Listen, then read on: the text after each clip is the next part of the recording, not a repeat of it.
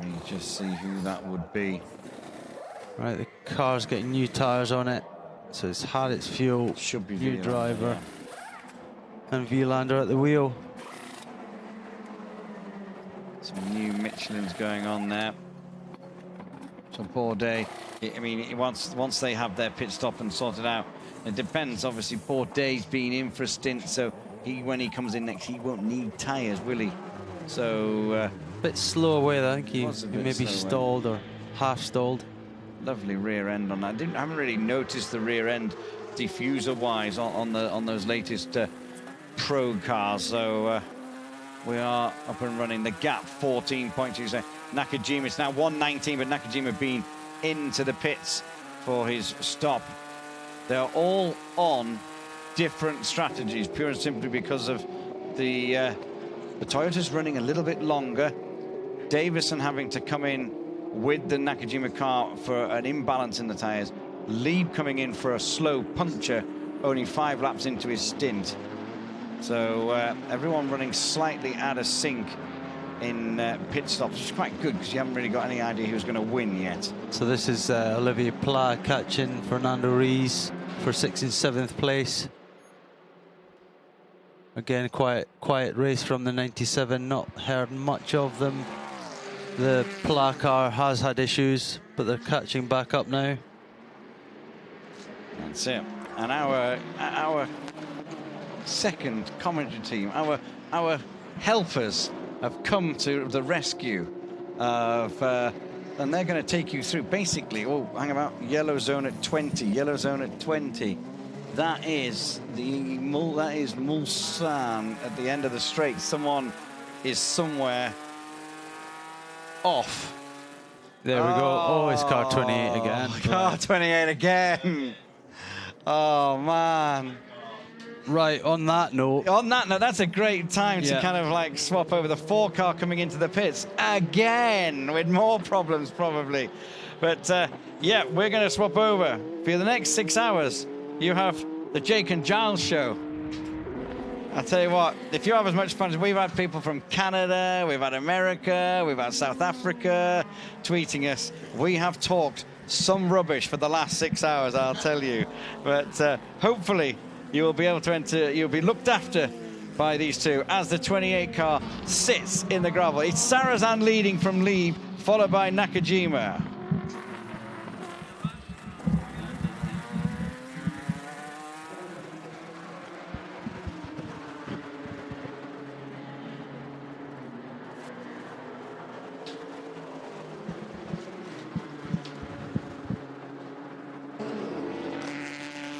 Thank you, Julian. Thank you, Peter. So, we're back in action once again. 6 hours of this for us, once again, as a slightly battered numbered 6 Toyota that was leading makes its way out of the pits and has just lost the lead. As a result of pitting, Stéphane Sarrazin handing over later on in the stint. He's still very much in the car at the moment, with Nakajima-san in the sister car. Still there, still strong, and still powering up for 3rd position. So that's Sarrazin just completing his 17th pit stop with the Porsche, Marc Lieb on 18. So that we are slightly out of sync there, but this is what we expected. We've seen that the Toyotas can go that little bit further on fuel load. That extra lap is how they've managed to save that pit stop. Now they're going to do that in the second half of the race again.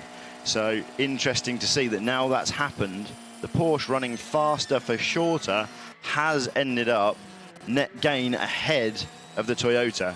So that's the first part of this played out. So now the Toyota's got to do that on genuine pace. So I wonder if what we're going to see is them dropping back to be doing 13 lap stint faster as we go into the yellow flag zone now, where they're trying to clear the Pegasus racing car, which has gone straight on in its favourite spot. That happened, I think, twice during our stint last night, down at the end of the Mulsanne. So just looking at the other classes as well, because as Peter, I think, was just alluding to, this is the hour where we start to see those really fast times getting pumped in again, Jake, and the circuit is as rubbered in as it's going to be. We haven't had any overnight rain. The air is nice and dense, and these engines are going to be getting as much power as they possibly can. So we were seeing times going in, quick times going in LMP2 in the Pro and in the AM GTE classes. This slow zone will be killing that for now.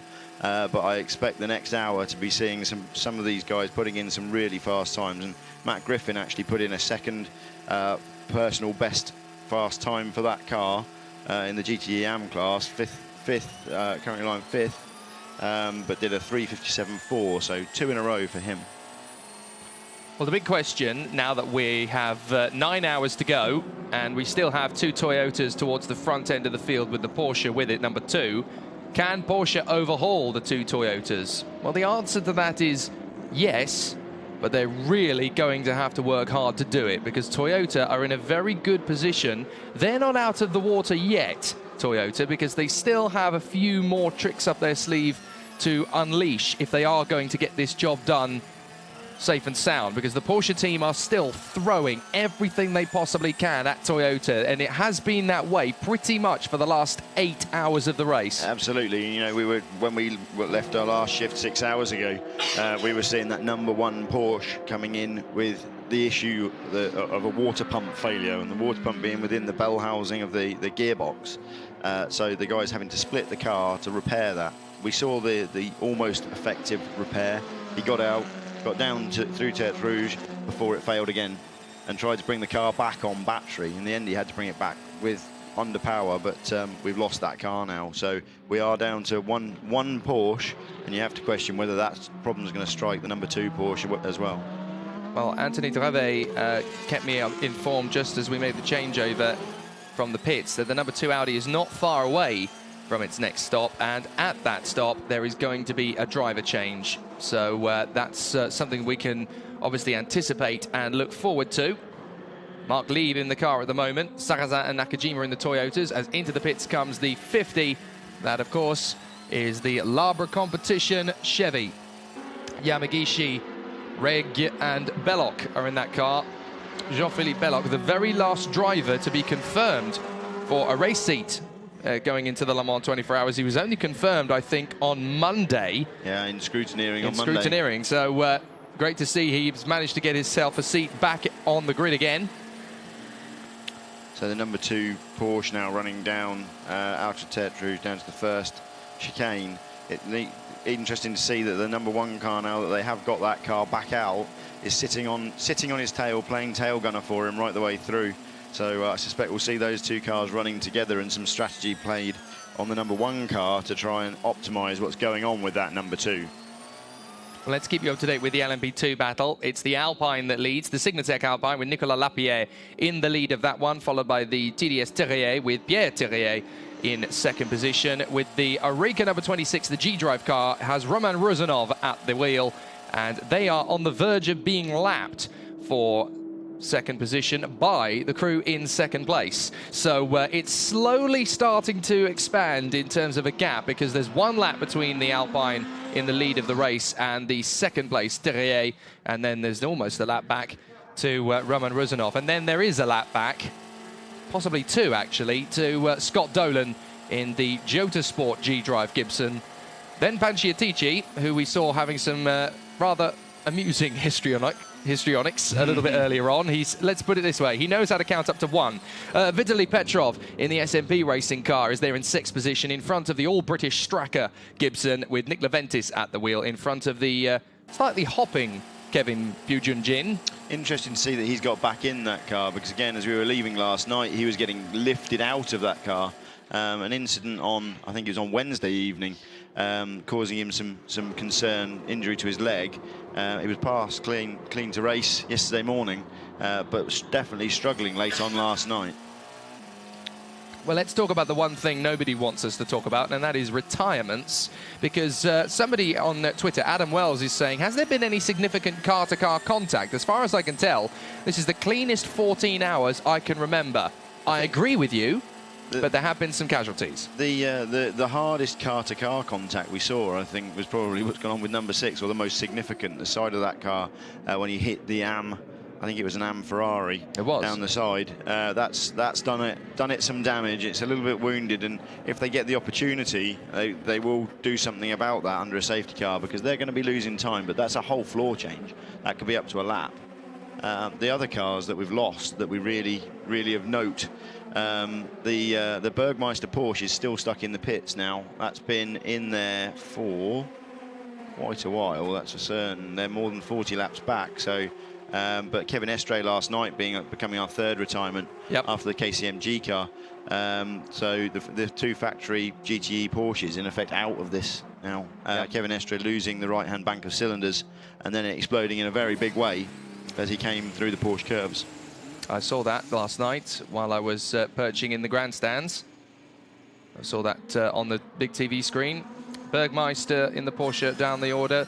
Davide Rigon not having the greatest day at the office either. The 71 Ferrari and the 51 Ferrari. The 51 Ferrari. So that's the big players in the WEC Championship in the Pro category, GTE Pro. Rigon is in the pits. Not listed as a retirement, but again a long way back. And the Pierre Guidi car, we have lost that car officially now. Garage door is down. I'm not sure what the failure was in the end, because they did get that car back out after the electronics fault that we saw, which cost them sort of 10 laps. But no, that car gone as well. So the class leaders then in the four classes at the moment. It's Porsche who leads the way in LMP1 by 56.6 seconds with 18 pit stops to the number 6 Toyota's 17. At this point, that could be crucial, but there's still a long way to go. In LMP2, it's Lapierre in the 36 Signatech Alpine that leads it by a lap to the Pierre Thirier TDS Thirier. In the Pro category, it's Ferrari out in front at the moment by just 4.7 seconds. It's still the closest fight. GTE Pro, it's astonishing. Absolutely. I mean, Villander does owe us a pit stop, but that said, the gap is going to ebb back out to just over a minute, and the Bourdais will hop him at that point. Villander's done full service. Sebastien Bourdais in the Ford will owe us full service. So it is ebbing and flowing. The gap, the top three there covered by 2 minutes, is a genuine gap. It's going to be quite exciting. I think that's going to come down to less than a minute between those top three once we get the stop from Villander. And fair play, up to fourth position, it's the Aston. Aston just keeping going, driving it round and round and round. The Dane train plus Darren Turner. Again, they're all pros. They all know what they're doing. Just set its fastest lap of the race so far, a 3:53.737. So that was on the last lap. Yeah, Nicky Team's getting on with it now. They know what they need to do to close that gap. They're still in with the Hun. We're happy to take tweets over the course of the next 6 hours, but it's not quite going to be so Twitter happy, just because we're at the very business end of the race now and we don't want to miss anything. So we'll wait till quiet lulls before we take your tweets, but do please keep them coming into us at Jake Sanson on Twitter. And there's still a long way to go for these guys. So the battle is continuing on. The Audis, both having recently boxed and come back out again. Fair play to them in terms of their recovery. They've both had issues, and they're 4th and 5th. The number 8, 2 laps off the lead, and the number 5, 11 laps off the lead. Yeah, and you know, Audi will be particularly despondent, I think, at this point. Normally they're waking up in the morning in the box seat, ready to go fighting. Instead, they're ready to go chasing. When is it over? Yeah, I mean, the gap's not huge. You know, we've got a 3-lap gap. It's not like those guys are a long way back. I think that will ebb back to being a 2-lap back. So 2-lap gap. And what we've seen last night with the Porsche, you know, it's very easy for those guys to lose 5, 6, 10 laps in the pits. Let's see, you know, the Toyotas so far, touch wood, the reliable one, the car that's just kept going at a sensible pace. No issues for either car, and they've got 2 bullets in the gun at the moment, separated by 14 seconds. Driver change at the Signatech Alpine. Nicolas Lapierre gets out. I think it's Stefan Richelme who's getting in. No, sorry, it's Gustavo Menezes. Yeah. So Menezes is in the car now.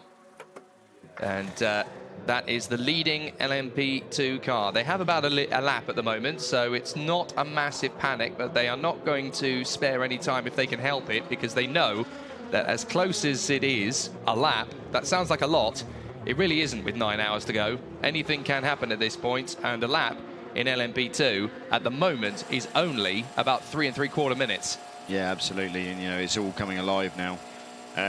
So they'll be getting on with it, putting Nick Lapierre has just thrown in a fantastic stint, bringing him through into the early hours. And no, Rick Liami in. He'll be pushing on very hard now just to try and maintain that gap, if not grow it, just to give them a bit of a cushion. Because as we know with LMP2, anything can happen at any particular moment, and they really are struggling in the traffic with the GTE cars this year. It looks. Fuel level low. Driver change. Copy. What we were suspecting, what we were suspecting, a driver change. And who is it that's going to be taking up the position? It's Romain Dumas. So Romain Dumas will be swapping for Marc Lieb. A lot of newbies with us for this, their first Le Mans 24 hours, and they're all asking a similar question here. Why do some cars have yellow headlights while others have white headlights? That's a very easy question to answer. The white headlights are prototypes, the yellow headlights are GTE Pros and GTE AMs. So that's the difference. That's how you know which is which from a long way off. You can't really tell which prototype is which from a long way off in the dark, and that's a retirement. That is a retirement, I think, at the 92 Porsche. No, that's Rebellion. Oh, that's Rebellion. That looked to me like the 13 Rebellion. The 13 Rebellion is out of the race, as confirmed to us by Anthony Trevet, and the Porsche 92 and the Porsche 91. We now have confirmations that both the Porsche Motorsport 91 and 92 are out of the race, and both the AF Corse Ferraris 51 and 71. Thank you for the confirmation there, Anthony Trevet, down in the pits. So we have 2 Ferraris and 2 Porsches, 2 of the big heavyweights in this GTE Pro battle, out of the race. And yet, Ford continue on with the Rizzi Competizione car. Yeah, absolutely. Anthony's going to try and get a word with Bart Hayden or Ian Smith down at the Sieber team, the Rebellion team. Those guys were running so well last night when we left, and we were looking at, you know, are they going to be the ones that nick the podium? But seeing them out, it's quite scary. But to see, so there was a clutch problem, Anthony's saying, with the 12 car through the night, which is where that car's gone. But yeah, it'll be interesting to see what that was on the 13, because I think it was the 12 car that had been the walking wounded from the start, wasn't it, Jake? I think it was, to be fair. Yeah, I think it was. Here is the driver change. Marc Lieb out, Romain Dumas in. And it's going to be a really interesting battle now between the Porsche and the Toyota. This driver change is not going to cost them the lead, because they managed to build up a big enough gap to do this. But Toyota are still pushing on, throwing everything at them. This is not the kind of race where you can just allow a strategy to play out and see what happens. There is the Toyota. It's about to take the lead, in fact. So they have got close enough to take the lead. Flowing there. Yeah, absolutely. So that's us back to the Porsche with 19 stops against Sarrazin on 17. So this is genuinely, there you go, the lead change as he comes out the end of the pit lane. This is how it's been the whole race. I'm loving it, absolutely loving it. And now what's going to be in Romain Dumas' head? Get back in the lead. It's very simple. Yeah, I think, you know, it is push on, but what we can see quite clearly is this demonstration of that 14th lap for Sarrazin. Being able to take that 1 lap extra on every stint, just saving them stops, The number 2 car must have had an issue to be 2 stops now in effect behind, but Sarrazin owes us a stop very shortly. And that will technically put the Porsche back in front. So they don't have to push too hard in theory, but this is the mind games, Porsche versus Toyota. So back in front goes Stéphane Sarrazin, and his response to Romain Dumas is, okay, mate, what have you got? And down the Mulsanne straight, Romain is about to declare, I've got quite a bit in the tank, actually, and I'm going to get this lead back. I'm not going to sit on my laurels and just allow you to hold the honour at the front of this race. There's a billion Porsche fans around the world, and I've got to make sure they're on my side, and they still believe in us. So we're coming through. Hope you don't mind, bucko. Interesting to see what's going on in the GTE Pro class. We've got Nicky Team just setting a fastest lap for the... just behind you, and Kazuki is 11 seconds behind. There you go. That's the message. He's right behind you. And it is for position. The gap for the lead after, what is it, 16 hours nearly, is 1.2 seconds, 2.1 seconds it opens up to now. So Nicky Team, just going back to that. So the Astons have obviously decided daylight's coming. We're here. We've got this far. Now we're going to get on with it. So Nicky Team in the 95 car, 3:53.4 last time round, the fastest lap of all for that car. It's still not, even on that, going as quickly as Scott Dixon in the number 69 Ford in front of it. He's able to do that consistently, times of that pace. You know, so Aston just not with the pace in the tank in the Pro class with the new 2017 regulations and the increased aerodynamics.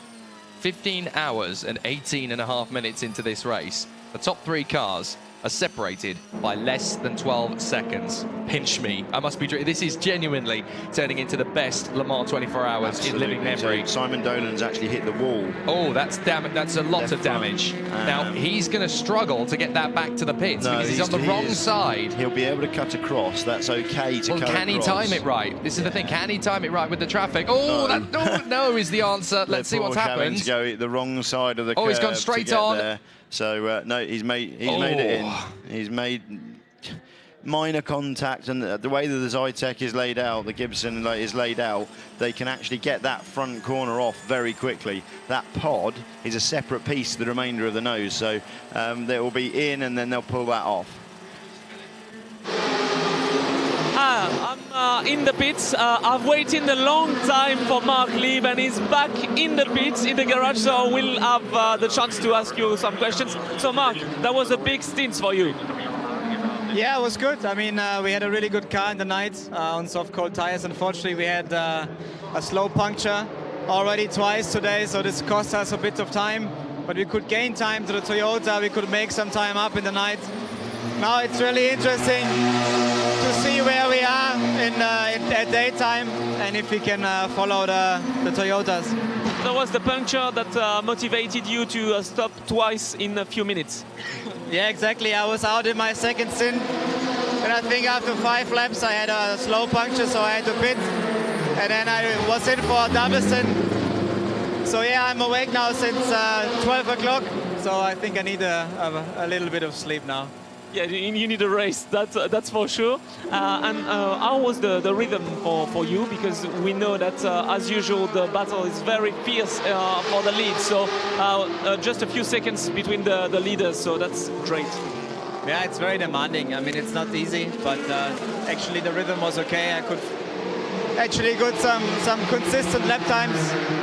And yeah, this is the key. Sometimes really high risk in traffic, sometimes you just have to avoid to overtake, and then it's okay, but yeah, it's not so easy. And when will it be your last stint or your next stint? I don't know, I have to check. I just got out of the car, so I will check. Thank you very much. Have a rest. Thank you, Marc. Okay. There we are. Anthony Dreve keep catching up with Marc Lieb for us. What's interesting there is Lieb out, Dumas in, no change of tyres.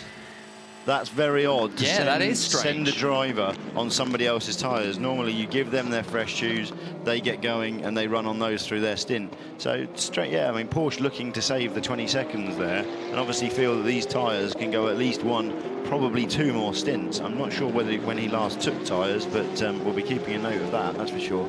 Just going back to the Jota car, there was more damage there than we hoped. The upright looked like it was broken, either the upright or the top wishbone. That could be at least 40 minutes in the pits, that car. Yeah, they can change a whole corner in about half an hour, 40 minutes, and they'll have a complete corner set up ready to go on. So that'll be sort of 6 bolts off, corner on, and on its way again. And as I say, that front bodywork is very quickly changed on the Gibson. So let's see where they are in 20 minutes or so. In the first sector of this lap, Romain Dumas took 0.4 of a second out of Stéphane Sarrazin in the lead. On the second, he took 0.6 of a second. He's currently going a second per lap quicker than the Toyota in front of him. The gap down to 1.5 seconds. Meanwhile, behind them, Nakajima is absolutely on it. He's going through this racetrack like a rhino through cardboard, charging 9.7 seconds now behind our race leader. There is less than 10 seconds between the top 3 cars in the Le Mans 24 hours after 15 hours and 22.5 minutes. It is astonishing how close this still is. It's not done yet. And the Porsche struggling to get past one of the LMP2s through the Porsche curves. That was very nearly a race-ending moment there for the Porsche as they tried to get past the Manor. The Manor car in trouble last night, the LMP2 car going into the wall backwards as we were leaving. Good to see that they've got that car turned around and back out, but a long way down the order now. Well, that fantastic lap from Dumas ruined by traffic at the end of the lap there, because he has now lost everything he's gained in that lap and a bit more. And yet, the Toyota behind him is still coming. Sarrazin did a 3:29.6. Nakajima did a 3:28.6. So this pincer movement of the Toyotas with the Porsche as the piggy in the middle. This is really starting to get to be an exciting time in the race. Absolutely, 10 seconds between them.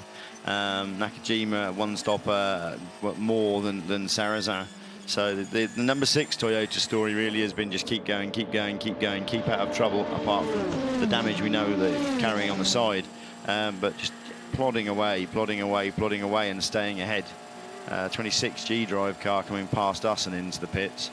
So the Jota boys will be busy boys. That's Romain Dumas coming in from 3rd in the LMP2 class. Interesting tweet from Offbeat Mammal. Any thoughts on how long until we see an autonomous car in Garage 56? Well, when I was down in the paddock yesterday night, about 1 o'clock in the morning, I did happen to see a very enthusiastic a spectator who was taking it all in and enjoying it for what it is. That spectator? Alejandro Agag. Maybe they're thinking about it somewhere. We'll see. We'll see what's... I know he's got his Robo Races cars that are going to be supporting Formula E next year. So who knows? I'm not sure if I know the answer to that one, but maybe 5-10 years from now could happen. Anything's possible in motor racing these days by the sound of things. Absolutely. No, it'll be interesting to see what develops there. It's certainly part of the future of the sport, but yeah, they're not quite the test of man and machine that Le Mans is all about. So I'm not sure how welcome the ACO would make that, because this is the ultimate test of man and machine.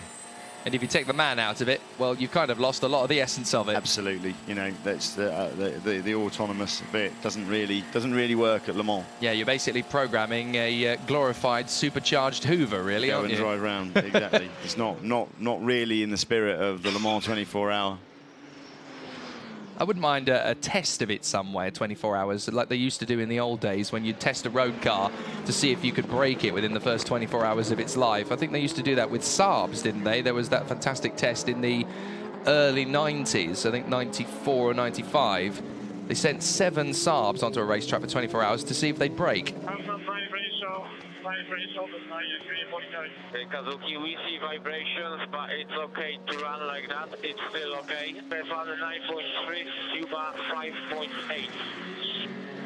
Well, he's got vibrations, but incredibly, despite the vibrations, whenever there's clear traffic, he's still the fastest car out there, as we hear from the pits that Anthony Dreve is down at G Drive.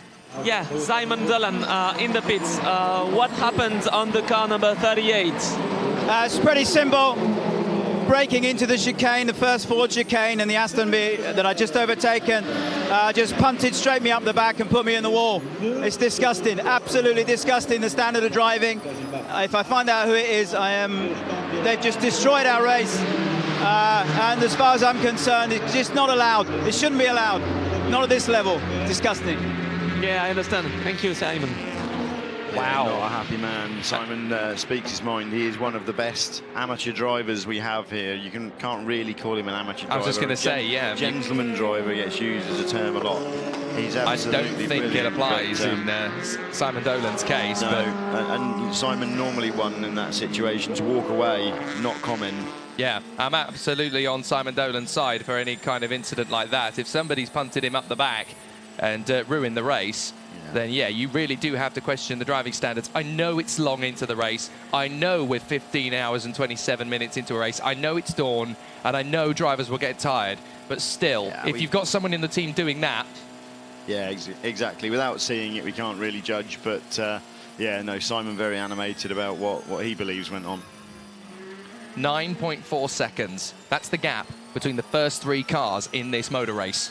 Period. And coming down. And it's coming down. Ever so slightly. It's down to 8.9 seconds now. It's just, and with traffic, overall net, it's still closing down, you know, and then the gap is 2 laps back to the first Audi. If Audi had been told that this time in the morning they were going to be 2 laps back, I don't think they'd have been particularly pleased, but they lost the time last night in the garage making repairs, and they had to make repairs on both cars. So the number 7 car is the car that's been taking the most of the hits. They had to change a turbocharger, but then using that car to prepare for the other things that needed to be done on the 8 car. So practicing repairs on the 7 for the 8. So we see some lovely moody shots of one of the cars coming in. That's our LMP2 leader, Ricky coming into the pit lane. Well, @TearBanana on Twitter has informed me on the bit I missed to do with the number 2 Porsche. I was asking, why has that done a few too many more pit stops than the Toyotas? He's just explained to me the number 2 had a 5-lap stint during the night because of a slow puncture. I missed it. Yeah, oh, absolutely. And that's the 98 Aston. So that is problems there for Matthias Lauda. Oh, Paul Dallalana. Dallalana's in the car again. Paul had an off again last night. You know, Paul, the man there, he's ultimately paying the bills.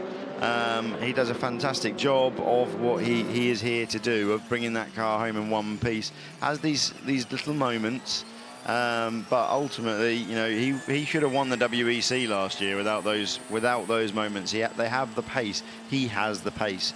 But yeah, just needs to calm down and get the job done. Remember that he's here for a 24-hour race. Question: might that have been the Aston that was involved with Simon Dolan?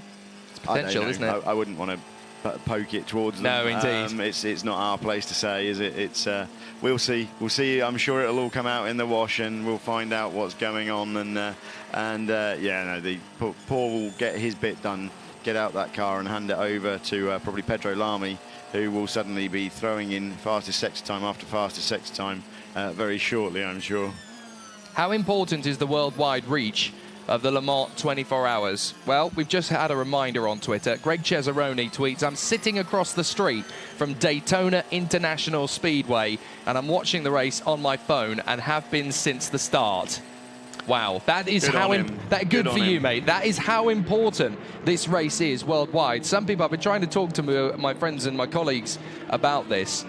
What does this race actually mean in terms of this? This is not something that, you know, goes unnoticed. This is the world of motoring sits up and pays attention to this race, because everything that happens in this race dictates what happens in the motor racing industry to a certain degree for the next 12 months. This is genuinely the arena where if you win on Sunday, you sell on Monday. Now, this is the number 1 Porsche. So they're not out of it yet. They're not retired. No, they're not retired, no, but they've lost an awful lot of time. They're just going to be using that car again as a test pig to find out what other issues they might come across on the number 2. But as far as any race result goes, they're a long way out of it. Well, number 2 to a certain extent is trying to win Le Mans. Number 1 is not only trying to help number 2, but is also trying to iron out kinks for the World Endurance Championship. Yeah, exactly. Iron out kinks. I think that they're going to struggle to get within the 70% for World Championship points.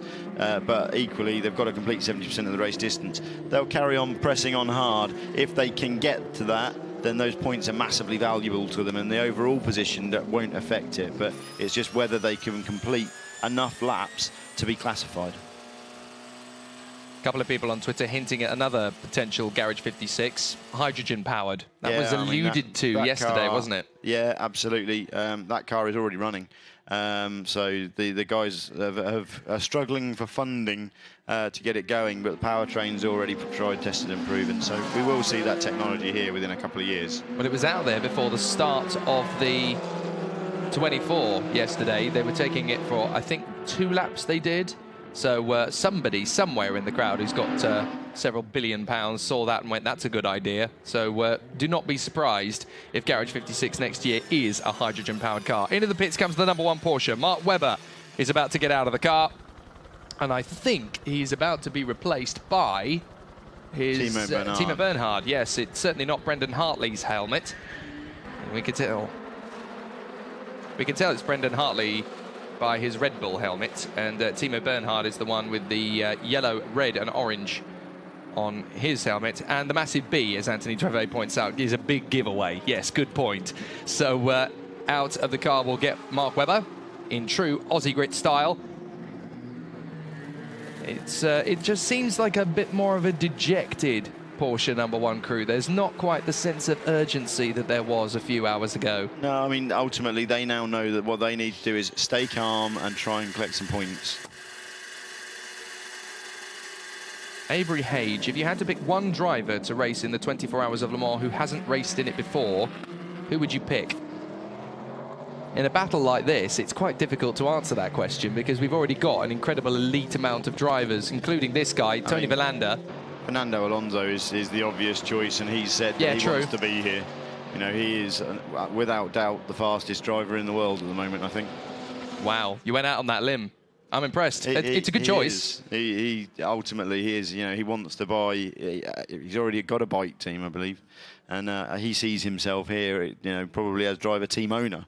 So, yeah, I mean, see what happens. McLaren's not exactly the car to be in at the moment, and never know. You never know what might happen. But if the homologation rules fall their way, McLaren may well consider entering a car in the Le Mans again. Yeah, absolutely. You know, those guys are always looking at it, as all these manufacturers that are running in GT3 series throughout the world are. But the convergence talks between the ACO and the FIA and SRO, we wait and see what happens. You know, the current Ferrari 488 is the first car that can be converted from GT3 to GTE specification, and that's key with the way that the class structures have fallen over recent years. So for next year, you'll be able to buy a 458 GT3 car, and when it becomes a GTE AM potential car next year, you'll be able to buy an upgrade kit from Michelotto, the people that produce those cars for Ferrari, and go GTE racing. So it's a very clever move by Cristiano Michelotto and his team in Padua, who produce those cars. The gap could be like this at the top of LMP1 and at the top of GTE Pro, right the way to the finish line. It could be that unpredictable throughout. I mean, Villander in the Ferrari is only 10.8 seconds ahead of Sebastian Bourdais in this Ford that we're watching. And that's 10.8 seconds. We knew it was going to be close. I didn't think it was going to be this close at this point in the race. This is astonishing. Yeah, absolutely. But I think what that tells us is these cars, we've got team radio. I've lost a lot of grip between the first and the second stint. Picked up a lot of understeer. It's getting pretty tough out there. Yeah, 10-4. That's what we figured. We may change our plan here a little bit.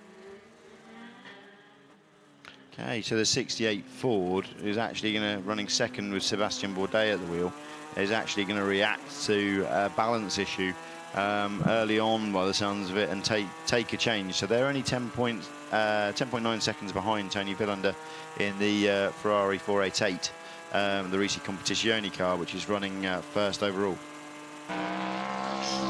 in the GTE Pro class.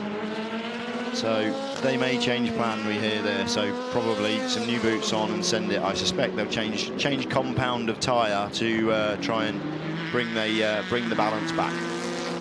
So the LMP2 battle at the moment, it's Signatech Alpine 6th overall and leading the way, a lap ahead of the TDS by Thierry Oreca. Then just managing to stay on the same lap is the G-Drive Oreca with Roman Ruzanov at the wheel. Panciatici is there in 4th place now, with Ladijin in the SMP BR Engineering car in 5th, and Nick Leventis in the Straka in 6th position. And that big accident for Scott Dolan has really, as he said, ruined their race. They have slipped down, Simon Dolan, sorry, they've slipped down to 10th position now, just behind the BR Engineering SMP of Nicolas Manassian, who's already had their fair share of woes, that car. So unfortunately, it looks as if 2014 is not going to be a repeat scenario here. No, you know, and I don't think that those guys would necessarily have expected it in terms of coming here with the Gibson. I think things have moved on an awful lot with, you know, the Oreca absolutely bossing this at the moment. So you've got Alpine Oreca, Alpine Oreca, the first 4 places. The next best of the rest is the BR Engineering car, the SMP racing car with Kirill Ladigin at the wheel at the moment. But the first what? Down to Kirill in 5th, covered by 3 laps in LMP2, which is still pretty tight.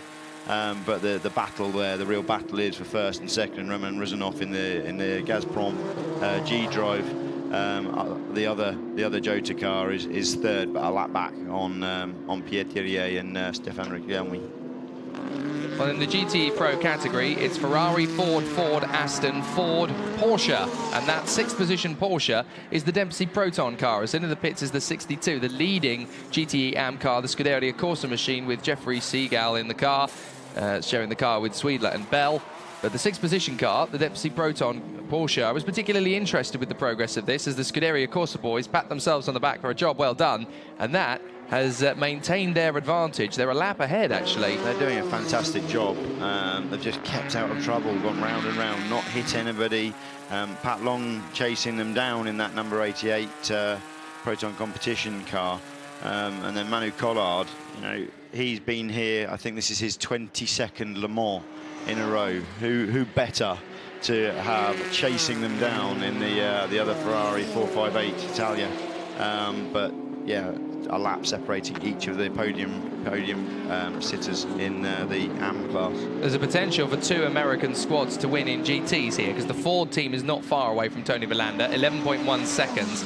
And then those boys at Scuderia Corsa leading the way in their Ferrari and GT AM. We just caught sight of the car I was going to talk about, Richard Leitz at the wheel in the Dempsey Proton Porsche. I happened to pop into their garage while I was on my exploratory journey around the pits last night. Somebody asked on Twitter, what do commentators do between their stints? Well, I know what you did. You slept. I slept. You slept, and that was a very sensible decision because you're looking a lot more fresh-faced and bright-eyed than I did. I decided, right, let's go and explore the pits. Let's see who we can talk to. And strangely enough, the first person I got to say hello to was Patrick Dempsey down in the Dempsey Proton Porsche. It was a very brief encounter, myself and Patrick, so I don't think I'm going to have a career in the movies anytime soon. But what I did get from him is he patted me on the shoulder and said, all's well, no issues. And off he ran again. So he's very well into this. He's as good a team manager as he is a racing driver. And let's be honest, 2nd last year proves he's a darn good racing driver. Yeah, absolutely. And Pat Long spent a long time nurturing his career in both senses of the word. You know, he's gone through and brought him on as a team owner. And then, you know, as a driver, Patrick given up probably 3 years of his career to give Patrick Dempsey those results. So, no, absolutely, it's fantastic and great to see Pat Long still being rewarded by the Porsche factory for that and running so close. So it's actually just under a lap, the gap between Jeff Siegel in the Ferrari and Pat Long in the Porsche. But interesting there, Pat Long only 14 pit stops. Versus the Seagull car is on 17, which is the most stops in the GTE AM category in the top 5 cars.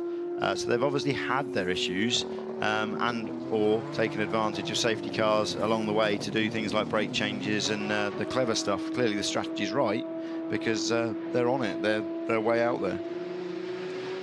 So that is the 97 Aston coming towards us, is that? I think so, yep. That's going to be Fernando Reis. That car is the one for Aston that they're probably a little bit more disappointed in being as far back as it is. No, that is the 95. That is the 95. So that's the leading car with Nicky Thiem at the wheel. So that is the Aston with Nicky Thiem at the wheel. They've just managed to catch up with and pass, I think, Scott Dixon in the Ford. So if that's true, then we've got ourselves 3 different cars in the top 3 positions because there'll be Ferrari, Ford. The gap was only 3.4 seconds between Dixon and Thiem. Yeah, and they're just coming up to put a lap on Matt Griffin in the Ferrari 488 ahead of them, and Matt Griffin running 6th. They're still 4th. Sorry, the Aston is still 4th. It's still 4th, yeah. Matt Griffin is running 6th in the GTE AM class, and big words for Matt in terms of the stints he's just put in. He's just put in a stint of fast personal best, personal best, personal best, personal best as they chase down the podium in GTE AM. Him, Duncan Cameron and Aaron Scott, a fantastic driver pairing. Duncan's, it's always been his dream to be here. Many years of running with Matt, another one who's kind of coached in the same way as the Pat Long, Patrick Dempsey story. Matt's spent a long time coaching and nurturing Duncan Cameron and really turned him into the best gentleman driver out there in that field, I think. Passing the Le Mans football stadium just off the side of Terre Rouge. Beautiful architecture we've got in these 8.4 miles. It's an incredible place. I decided to go for a bit of a wander last night, and festival doesn't quite cover what the Le Mans 24 Hours is all about. It's a culture. It is a way of life. You've got so many different elements, and that was just me wandering around this end of the Le Mans circuit. I didn't even get up towards Terre Rouge, towards Mulsanne, towards Arnage. You know, there's so many different things going on around the course of the night, and I've heard some incredible stories over the years as to what goes on around the far sides of the circuit. But the whole community around these 8.4 miles goes Le Mans ballistic. It really is a vibe, not just a night.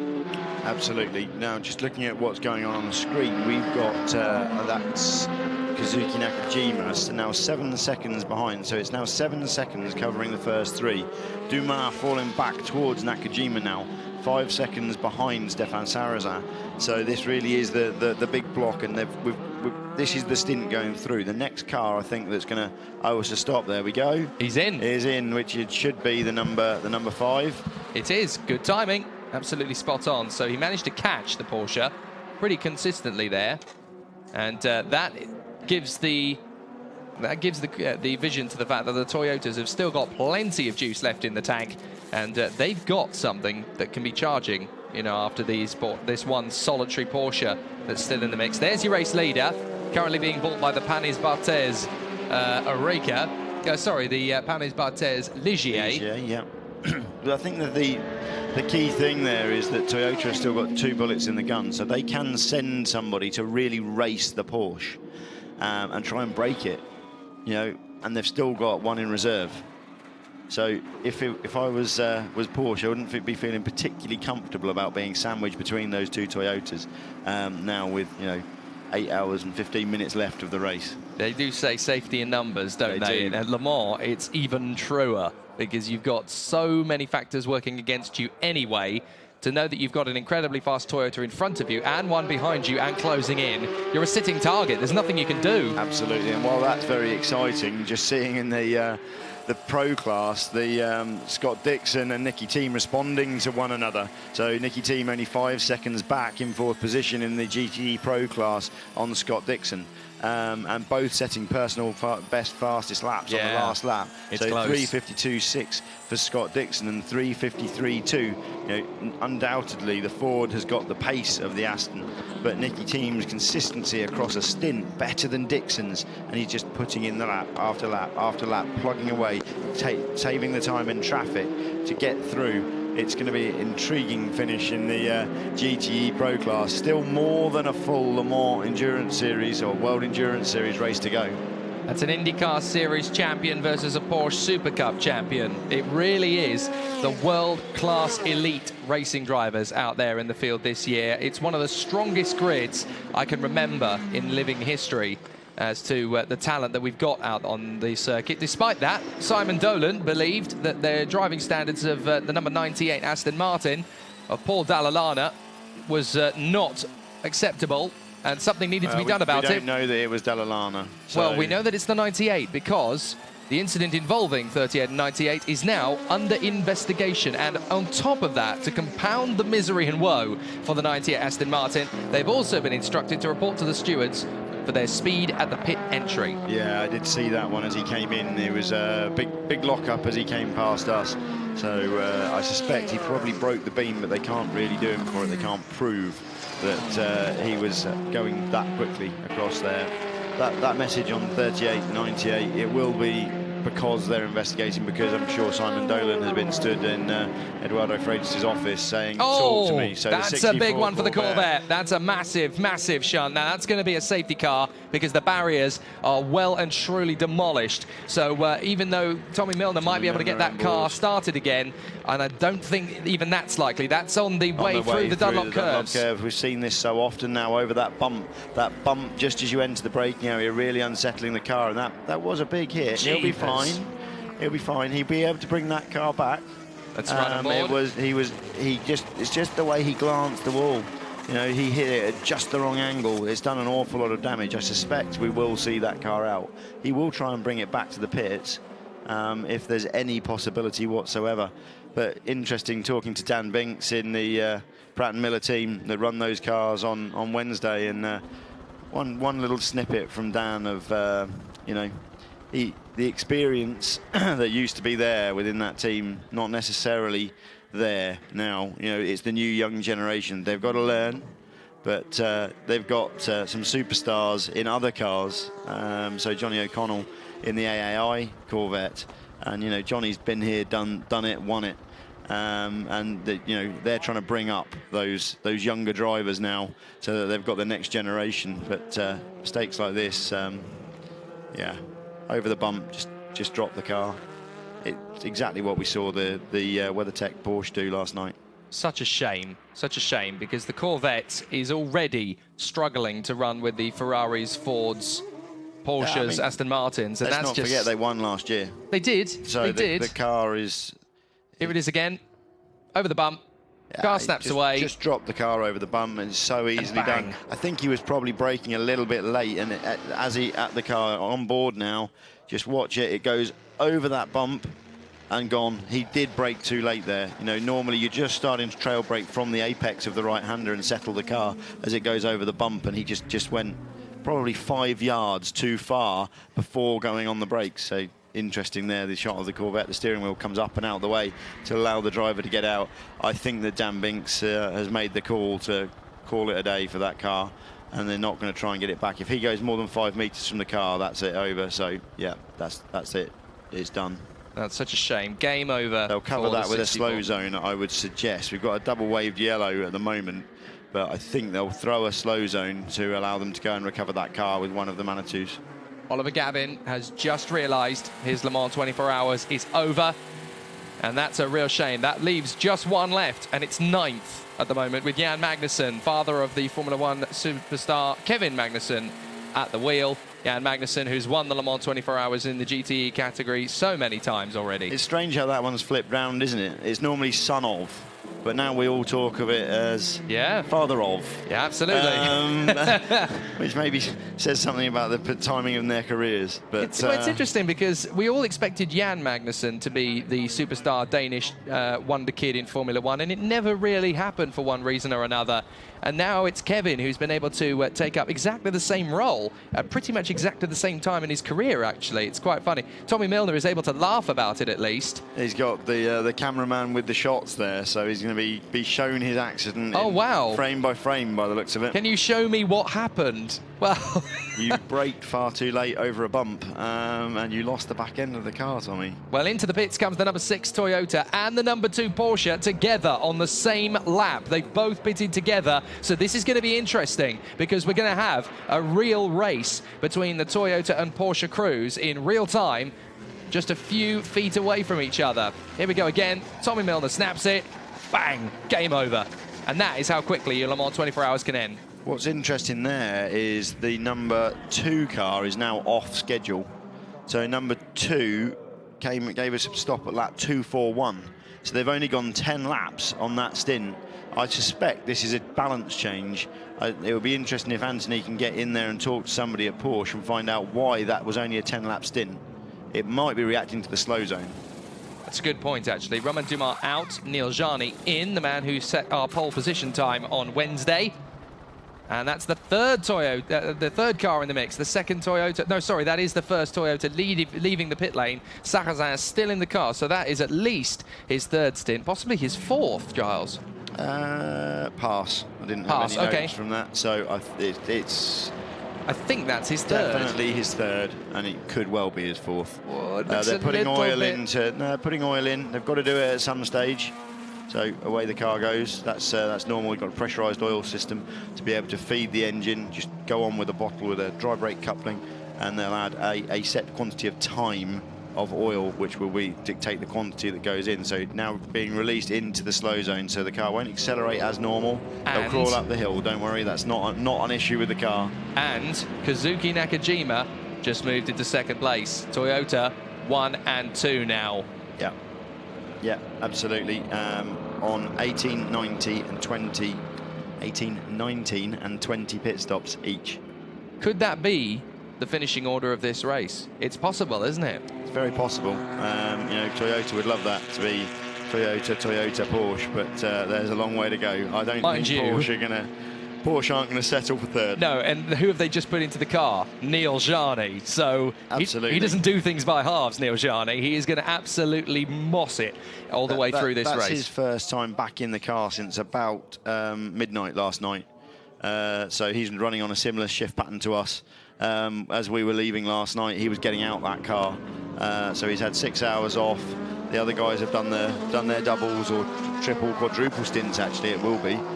Through the night, and now they're ready to go. So down in the pits, Anthony, who have you got for it? Yeah, Oliver Gavin is next to me. So Oliver, what is your feeling about the crash? I mean, is it a mistake from Tommy?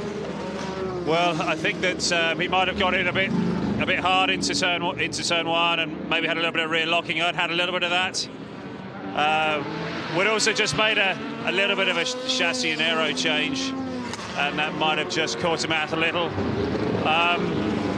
And you know, we're racing hard, and we're pushing, and we're trying to make up time, and we've been pushing all race, trying to keep with everyone else in our class. And you know, it's racing here can be extremely unforgiving. I've seen some really horrible accidents here, but it's part of the challenge. It's part of what we do.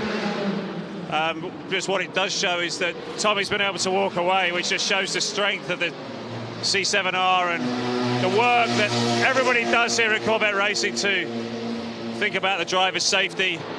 It's one of the reasons why I want to drive for this team, is because they really do think about and care for their drivers. And I'm just so pleased that Tommy's been able to walk away from this one. It's a great shame we're out of the race, and it's the end of our day. But the focus will now shift onto the 63 car and try to get the best possible result for them. Thank you very much. So yeah, Oliver Gavin talking there very deeply about safety, and it's quite relevant really, because in recent years we've had some pretty nasty shocks in the world of motor racing, and he said, you know, there have been some pretty big accidents here, and Oliver Gavin was one of the closest friends of the late great Justin Wilson, who has been here before.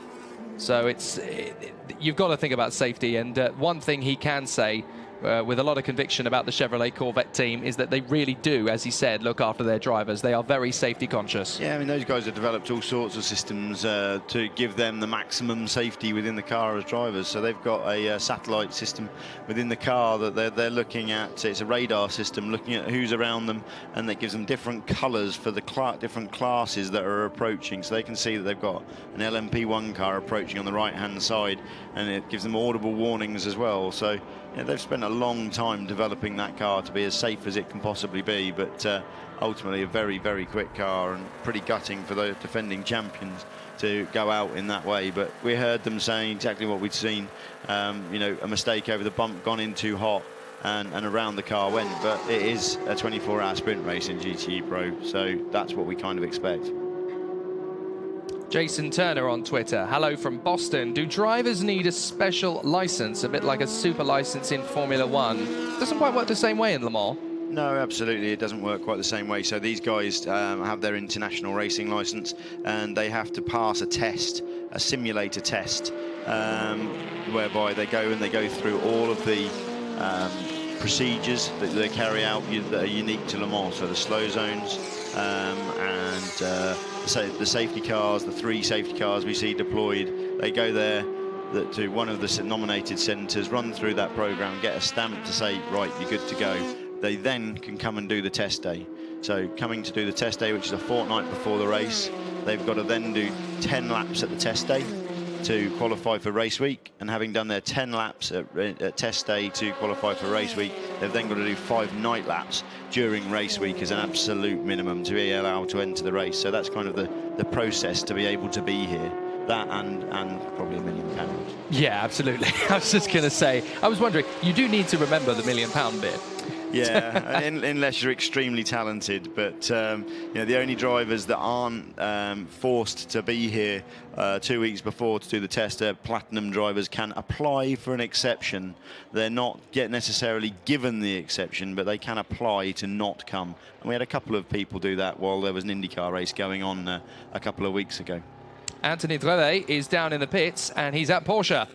Indeed, I'm in the pits next to Romain Dumas, who is just back from his stint. A relatively short stint, Romain, so can you explain that? Well, actually, unfortunately, we had a puncture with Marc Lieb 2 hours ago. And so Neel was not ready. And so Marc has to continue. We put again a new set. But he was nearly driving, you know, too much driving time. So and I'm the only one who is able to jump on his seat without losing time. So it's why we swap with Neel. I kept the tires of Marc Lieb, who were already to stint, jump on the car, and we didn't lose time in the pit, and I was able to continue the, the story.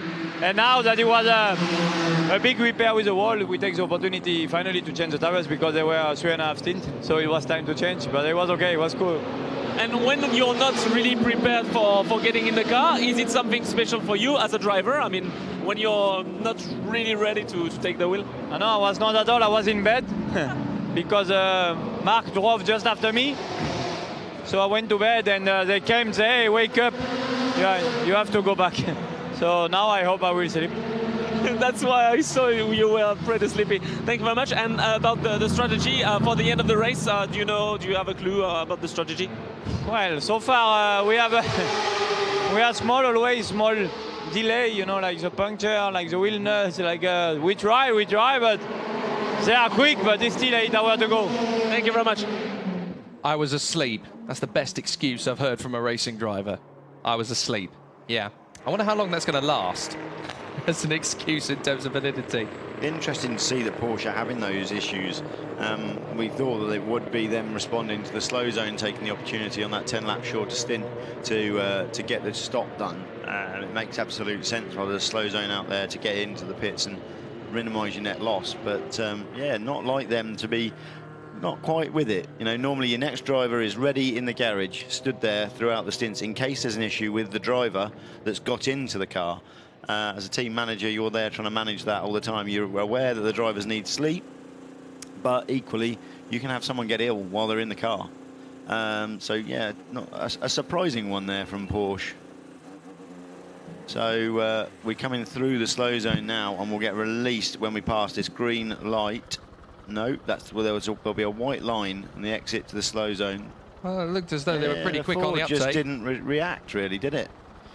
Not in the same way as the LMP2 car did. You know, those two cars on pace would accelerate in a very similar way. You could argue that's an LMP2 car in front of it, and the class is different. But then we've already made the point that the LMP2 doesn't really get away from the GTE Pro and acceleration that well. No, absolutely. You know, the GTE cars in a straight line are every bit as quick as the LMP2s. So it's very interesting to see how those passes get made as we see the number 2 Porsche. I think that's the number 2 coming past. Some nice shots from the pits of some female mechanics working through. The Grassi guys, interesting. They've got an awful lot of female mechanics on those teams. So it's not just female racing drivers. Lots of technicians, engineers, and of course Lena Gade, the engineer on Audi number 7. Yeah, trendsetter, I think. Well, Lena Gade inspired a lot of people in 2011 with that crushing victory on the 3 Peugeots. I'm reminded about that one as well by Pinky. I was talking about safety in numbers. He said it's not always true. Le Mans 2011 proves the point. Very good point indeed. Audi, they were able to cut the mustard with the French trio. And when you've got Lena Gade in your arsenal, you've got a good chance. Yeah, the very different set of circumstances, really. These guys now have the opportunity to go and try and break the car, and when we've had a season of reliability issues, it is different. You know, the Toyotas have the choice to go and send one car. I don't think we'll see that happen for at least a couple of hours, but in a couple of hours' time, I wouldn't be surprised to see them turn around and say, right, let's send him up the road, let's see if we can break him. And you might see the Porsche number 2 and either the 5 or the 6 really go for it and see what happens. You know, they are here for a World Championship crown. This is a double points round, so you don't want to lose that, but equally, this is Le Mans. This is the one. This is the headlines. Yeah. Is a victory at Le Mans worth more than the World Endurance Championship victory? I think it is still. Probably. I think it is still. As much as the World Endurance Championship would like us to say, it's very much similar sort of trophy. No. Le Mans 24 Hours, that's the one everybody talks about. That's the one everybody wants to win. And that's the one that's going to get your car sales sorted. Well, he's going to have a bit of an embarrassment when he watches the footage back later. I can't believe you caught me with my mouth open and everything. Absolutely. That Ford, though, that's going to be a car that's going to be... The golf racing boys. Sorry, they are nuts. They're absolutely crazy. Based in Milton Keynes, and those guys, yeah, a group of individuals and characters. That's what you love, though. You love a team to show their character. I mean, this is a very human sport, perhaps more than in other forms of motor racing. I mean, when would you see clowning around like that in a Formula One pit? When it rains and floods. Other than that... They'd get fired if they got caught on television doing that. Exactly. You know, at Le Mans, that's just keeping you awake. That's keeping the spirits up. It's all part of it, absolutely. And in fairness to the golf racing guys, they're having a fantastic run. The number 86 Porsche in the GT Am class, Mike Wainwright, the amateur driver on board, currently running 5th in class. And they're only 3 laps back on the class leader, so still all to play for, and they're still chasing a podium. And they've got a very good chance of getting there as well. I'm not saying that the 3 Ferraris and the other Porsche in front of them are likely to break down, but this is GT Am, and the attrition rate tends to strike in this last quarter of the race in GT Am quite harshly. So there's an opportunity there for the golf racing machine. I love being on board with this Ford GT. Let's listen.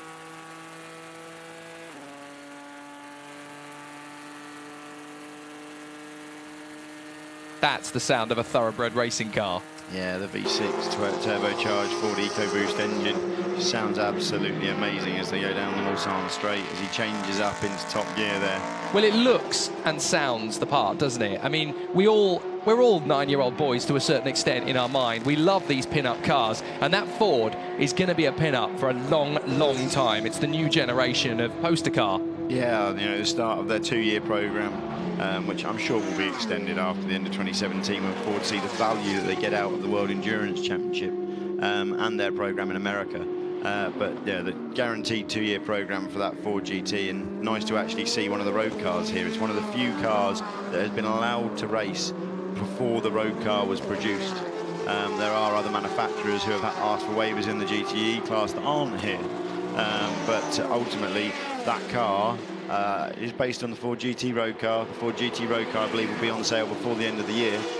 I don't know how many they're going to sell, but all the other manufacturers agreeing to bring Ford back, they were willing to sign off this waiver to get it in early. So I think everybody wanted to see the 50th anniversary of the 66 Le Mans Ford GT Le Mans victory.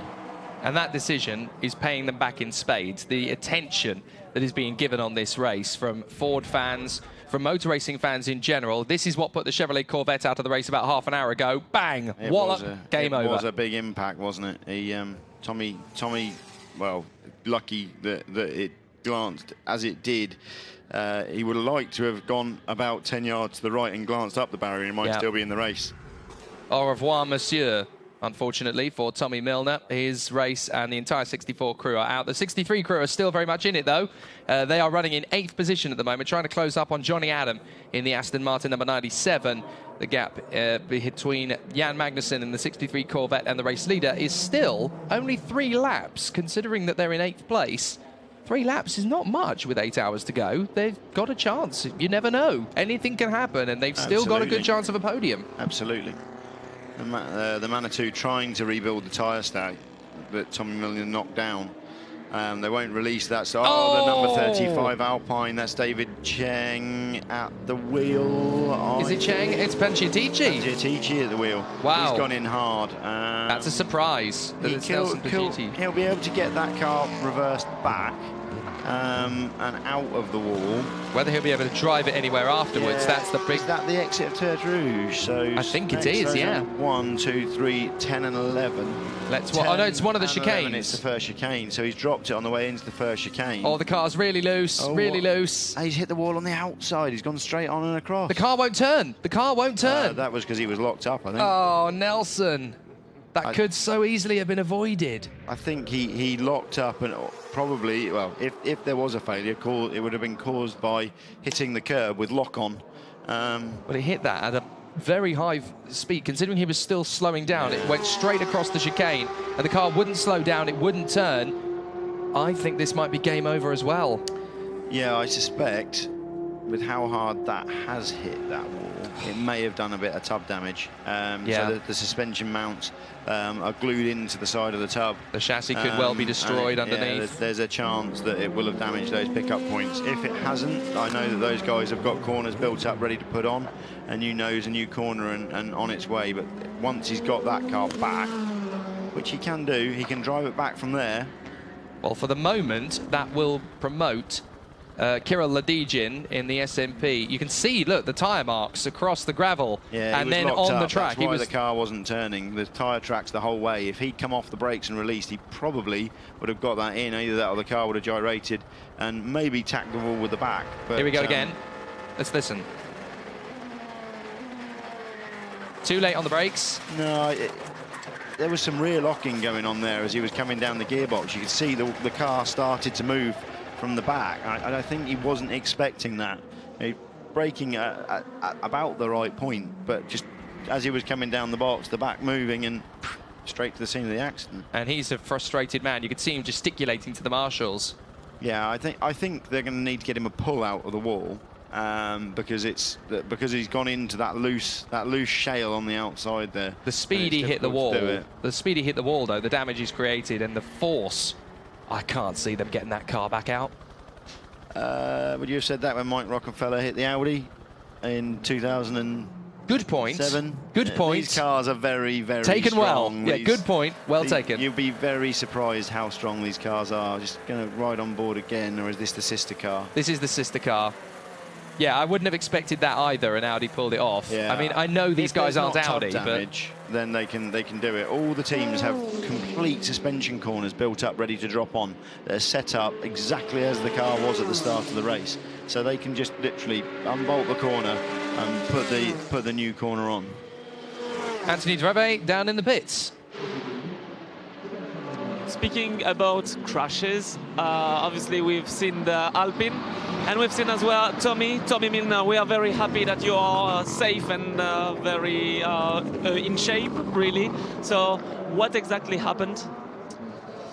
Well, I lost the rear of the car going into one and couldn't get it back. Just thankful to be in this Corvette. You know, we've seen some really big accidents over the years here, and drivers always walking away. So feel very fortunate that I'm in a very safe car, but really feel bad for the guys. I mean, didn't have the fastest car, but you know, it's always a challenge to finish a race here at Le Mans, and you know, who knows what'll happen for the rest of the race. So I just got a little bit too fast into one, I guess. There we had just taken some wing out of the car, but I don't know. So it's a bit bumpy in one. I just made a mistake, really. It's just what it comes down to. So I just feel bad from all my crew guys, and a lot of work for them before they can all finish packing up and stuff like that. But still have our teammates in the race. The 63 car, they're going pretty well. So just got to keep your nose clean for this race, man. And you know, we've done that in the past, but not this year. It's not the first time we see crashes in the morning, so maybe the temperatures as well can have an importance.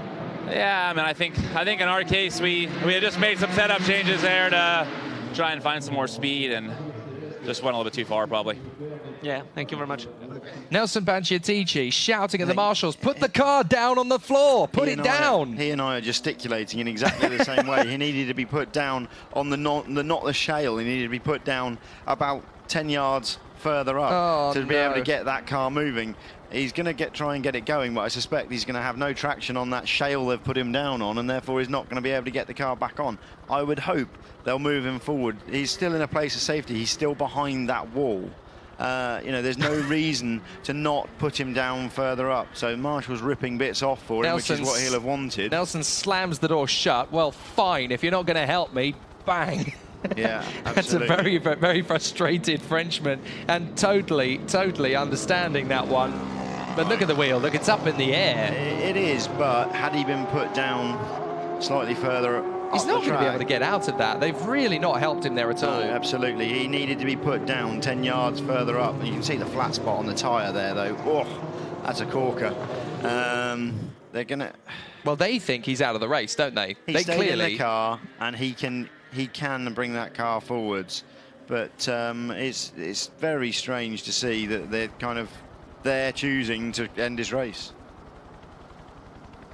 Anthony Drevet tells us it's very reminiscent of an Audi incident a few years ago. Benoit Trelieu, I think it was. I think he's right. Very similarly, but yeah.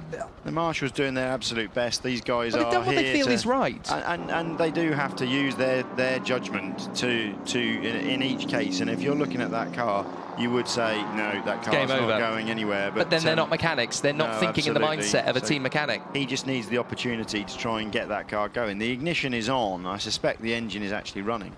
But he will not be able to get traction from where he is to drive that car forward and onto the track. Nelson needs to open the door, calm down, talk to one of the marshals and say, look, do you think you could just pick the car up again and move me back onto a better tarmac? Could you please just give me a chance here?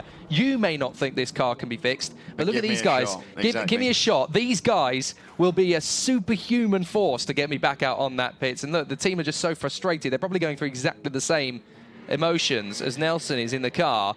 These guys can do wonders with these cars. I've seen tubs that would probably not have turned in another lap if you'd have thought about it. And then they've been repaired in about 40 minutes, gone back out and taken a fairly decent top 10 finish in a motor race. So I can see where the frustration has crept in there at the backseat DC Racing Alpine squad.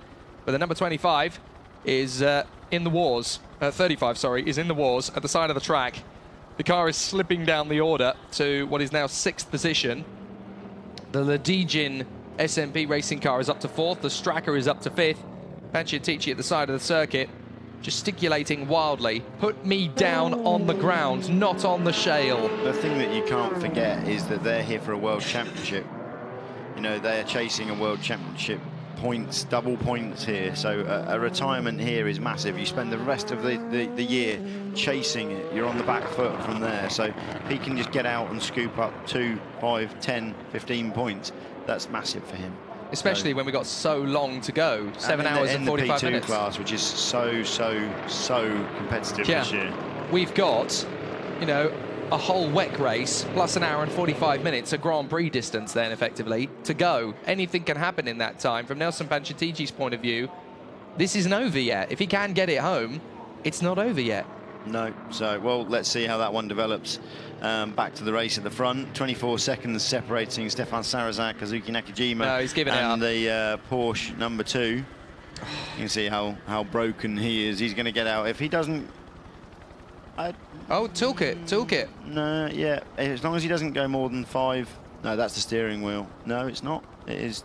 You can't go more than 5 metres from the car. Well, otherwise it's a retirement. He's got the toolkit out. Good boy, Nelson. Nelson. He's going to have a look at it. He's going to see what he can do. Some sleeping people around the... yes, it's you we're watching. Yes, it's you. She doesn't want to look up and see herself on the big screen. Yes, it's you we're watching. So Nelson now... What's he doing? What's Nelson doing? He's going to try and take the whole nose section off. Now, so that's not a bad idea. That's not a bad idea, because they've got a spare nose in the garage. And thinking about it, that's sensible, because a lot of the problem is going to be in that nose section. So if he can detach the nose from the rest of the tub and drive it home very, very slowly, he might be all right. Oh, fire! Bicollars has finally expired. Let go. We saw fire earlier in the week, but that's an oil fire from a turbo. No. So, yeah, they Simon need Tremere. to get to that. Simon is now Get out, get out, get out. Your car's on fire. Get the extinguishers quick. Yeah, he hasn't pulled over nearer. This car seems to be on fire every time we see it. Yeah. They've struggled. Simon grabbing an extinguisher himself. He's going to go and put the fire out. Just smack the marshal with the extinguisher. But Simon's a lovely guy. He's the nicest guy you could possibly meet. He's just so calm and collected and considered, and he feels so privileged to be racing in the LMP class. But they've got that fire out. Simon now trying to go in the other side. And I think he's going to try and at least bring it back. That's in the Porsche curves. He's not got that far to go. No. Well, the Bicol is in flames at the side of the circuit. Anthony Drevet is in the pits.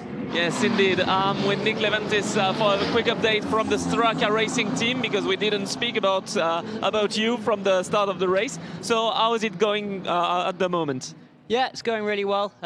We've been running our own race. A little bit behind the Oricas on pace, but we're still there. And yeah, we're feeling confident. The car feels good. So we'll just keep plugging away. So Johnny took the wheel after your stint. How was your stint? Yeah, good.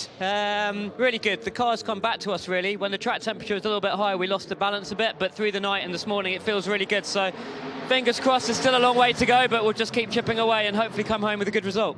So at the moment, we are in the top 5. I think in the P2 category, you are 2 laps down. But yeah, everything is possible. Absolutely, anything is possible. And like I say, we've seen so much happen in this race. We've just got to keep chipping away and see where we end at 3 o'clock today. Thank you very much. Well, the attrition rate's really starting to kick in now at Le Mans, isn't it? Because we are starting to see cars at the scenery dropping like flies, and that's quite commonplace at this stage in the race. They've survived the night. They've done pretty good so far. It's been a very clean Le Mans 24 hours by all rights. But on this particular occasion, Bicolors has once again done everything they can, worked hard, tooth and nail, but the CLM is not going to give them anything this time. No, did look like some kind of turbo failure or something like that. So, you know, if he can bring it back, there is a chance. Didn't like it had thrown a rod out of bed or done anything too serious. I think Simon's giving up, though. Does look like he's saying enough's enough. Do you know what? We've tried so hard. Yeah. And this car's on fire all the ruddy time. Simon's a lovely guy, paying for his racing in that car, having done GP2. He's been there, he's done that. You know, he is extremely quick driver, but he's chosen to say, right, you know what, I want to go and do this. But he wanted to do it in the top class, so yeah, whoops. Shame. Recovery there from Paul Dalla in the Aston Martin once again. A bit of a slip up there at the Dunlop curves.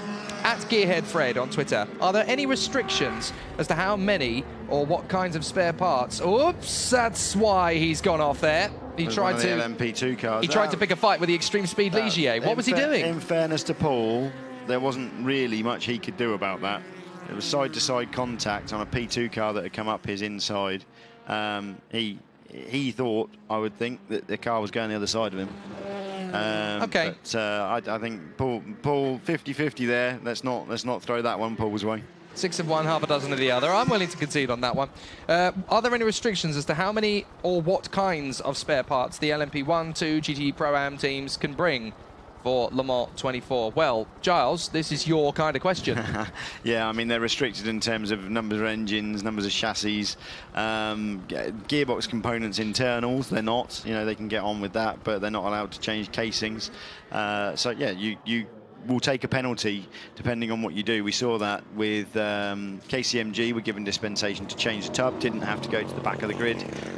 There were others that took a 5-minute penalty for changing an engine. Those guys not full-time WEC competitors. The WEC guys get 4 engines for the season, so they're normally throwing one of their engines away at the end of Le Mans. Where the other engines will then cycle through the season. So one is their Le Mans engine. They might choose to use those differently during the week, so they might actually run an older engine on Wednesday night and then change it on Thursday. The GTE guys, certainly that's what all of those guys were doing. And with the way the weather fell, they all changed engines. Most of them changed their engine for Thursday's running to put their race gear in.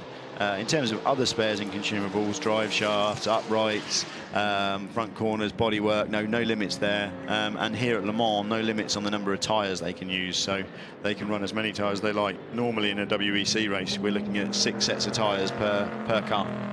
That's how close the Le Mans 24 hours is. Toyotas 14 seconds apart, with Neel Jani in the Porsche only another 8.3 down the road. I can't believe how close it is. I've seen some close races at the Le Mans 24 Hours. At this rate of adrenaline, at this rate, we're going to be as close in the battle as we were in 1969, when there was only about 150 meters between the race-winning Ford and the Porsche right on the tail. So that is how this race could go. I mean, that was the closest finish of all time. As into the pits comes the number 1 Porsche once again, which is now the guinea pig for the number 2, which could still win this race, don't forget. That felt like a short stint for number 1 as well. I've not been tracking number 1 stint lengths because they're so far down the order, unfortunately. Slow zones, taking advantage? Yeah, could well be, but they've done that on the last rotation, so yeah, seems strange, but maybe trying something on a setup change that they can learn and help the number 2 with. Then, you know, ultimately they can just hone the setup and then transfer it across. Toyota mechanics all getting a warm-up in the garage. Oh, wake me up, come on, let's go guys. And yeah, that's a YouTube video waiting to be made, isn't it? I know that's a serious process that the Toyota boys are doing there, and but you just know somebody is going to take that piece of footage, probably probably slow-mo it and put a dance track underneath it. That's going to be on YouTube tomorrow. But they're doing some serious work. I mean, this is how intense the training regime is, not just for the drivers, but for the mechanics. You've got to be in tip-top shape because you never know when something's going to break. You never know when something is going to fail on the car, and you have got to be on it like a car bonnet. Yeah, no, completely. Those guys are so fit. You know, the wheel changer in particular in the pit stops has to be so fit. He's running around that car with a wheel gun that's relatively heavy, and the guy that's feeding him the wheels is just as important. So no, it's interesting to see them being woken up at this time in the morning. They don't do that before every pit stop, I can assure you of that. So just looking at some of the times that are getting pumped in now, the battle in GTE Pro rages on between Scott Dixon and Nicky Thiem in the Aston Martin. So Scott Dixon's pumping in personal best sector times to try and open that gap up. That gap up to sort of a minute and a half now. Oh, Rebellion off. No, not that's Rebellion. That's the Thierry by TDS. Keep doing this to me with Rebellion on the side. That's the second. That's the second place car in LMP2. The nose is missing. That's gone in hard. Is that a Mulsanne? Yeah, it is. Mulsanne. Now, this one's definitely worth a replay because... But what's strange is the nose is missing, which, again, you would suggest that the car's turned round on the brakes. Let's have a look. I think he's going to arrive sideways in this shot. Whoa! Yep. Yeah, that's a big one. That's a big one. It's almost as if he's lost that under braking through the kink. Everybody seems to be dropping it on the brakes this morning. You know, that's the third incident we've seen in 40 minutes of a car dropping it under braking. And who's that? And there's another car. That's one of the Extreme Speed Ligiers. Well, Evelyn on Twitter has said, Jake, you've jinxed them when you said that the race has been pretty clean so far. I apologise, because they are just dropping out all over the place now. It is strange how they're all dropping it under braking. I don't know whether that's something that's going on with the circuit in terms of grip, whether they're all just getting caught out, or whether that's tiredness starting to set in. Could well be. That's Ed Brown in the car at the moment. Daytona 24 Hours winner, of course. Yeah, those guys have done a fantastic job so far this year, and strange to see Ed making a mistake like that. He's been pretty solid, as the result of Daytona suggests. Into the pits comes the Dempsey Proton Porsche. Jason Turner, don't forget about the Alpine. What's going on with it? It's a good point, actually. I wonder how Nelson Panciatichi's repair work is going on at the moment. Now, well, he's still there at the side of the road, I can tell you. He hasn't moved yet. The car has slipped behind the 41 Ligier. That's the Greaves car of Memo Rojas is in the car at the moment. Safety car. Not surprising. There's a lot of cars all over the place, especially with that debris down at Mulsanne. Exactly, and I think that they want to take the opportunity to have a good look at the circuit and just make sure that all the braking zones are clean, make sure that as much gravel is swept away as possible, just to prevent any more incidents. I'd like to see from onboard, if we can, yeah, definitely, the incident there for the number 46 Pierre Thirier car. Pierre is, he may be his name above the door, but he's a fantastic, very, very fast and well-respected driver. It will be interesting to see whether that was something else going on, because the nose had gone by the time he came into shot, which is what I suspected. I think he's hit the nose on the inside barrier under braking, so as he's gone through the kink, and he's then arrived sideways in our shot. But it'll be interesting just to see whether all 4 tyres are inflated, for example. You're absolutely right. I think that's exactly what's happened. He's gone through the kink, hit the brakes, the car snapped away, either a drop in tyre pressure because of a slow puncture developing or something along those lines, maybe brake failure. But, the car came in pirouetting very gracefully through our shot as we looked up the Mulsanne. Here it is again, look. That suggests to me exactly what you said, Giles. All 4 tyres are inflated, so I think it is just driver error, but let's see. He'll get it back. Yep, all 4 tyres definitely still inflated. Well, that's going to be easier to get back to the pits than it is for Nelson Panciatici to get back. That really only needs a nose. There's been no suspension contact, I don't think, with the wall, so it's been a glancing blow along the guardrail. And Ed Brown, that just looks like he's gone off, so I think he's going to get back to the pits as well. Yeah, absolutely. What will be interesting to see is whether there's any Armco damage, where the number 46 Pierre Thirier driven Orica has gone into the guardrail on the inside. That could be the very reason we're under safety car. Safety car, exactly. Yeah, if there's any guardrail damage, then they'll want to get that piece of guardrail changed to make sure that all the drivers are safe. We'll see. We're just coming through Tertre Rouge now. We're following the AAI Corvette on that onboard shot. That car still running 11th in the GTE AM category with Johnny O'Connell at the wheel, the ex-factory Corvette driver. Some 21 laps down on the class leader, so those guys have obviously had some trouble through the night. We saw the car in the gravel trap early on in the race. Here they come, they're all pitting in. The Beechstein Aston is in, the number 12 Rebellion is in, the leading LMP2 car, the 36 Signatech Alpine car of Stefan Richelmy is in the pits. So too Pippo Durrani in the second of the extreme speed Ligiers. Here's Toyota. Safety car B. You should catch safety car B. Yep, so the 3 safety cars that are deployed around the circuit, those guys coming on at the end of the pit lane, Mulsanne corner, and then down at Arnage. Is that safety car number 4 of this race? I think it's only the 4th time. Because there was one during the 6 hours we weren't on. I know that for a fact. Then there were, yeah. So I think it's only been 4. Into the pits comes the Signatech Alpine. So they're going to take. That's the leading car. René Rast has just moved up into 2nd position, and they're 2 laps adrift. I suspect this is brakes. This is just get it back into the garage. Give it a proper service. This is a prime opportunity to make sure the car is as good as it can be. They're going back. Absolutely. On. I mean, they could do this and get it back out and still retain the lead, to be honest, because I suppose that is a good idea, playing safe, especially when you saw what happened to Nelson Panciatici. Some oil going in. Just taking the opportunity to give the car a thorough check over, and yeah, absolutely the right thing to do. Absolutely. Why on earth wouldn't you? Why on earth wouldn't you? Because if you do that, they're not doing brakes. I thought that they would have been, with 8 hours to go, kind of splitting the race up into thirds, taking pads, but maybe they've only got to change once and they can already get to the end with what's on there. Well, this is an opportunity to try and answer some of your tweets, because not much is going to happen while we're behind safety car, of course.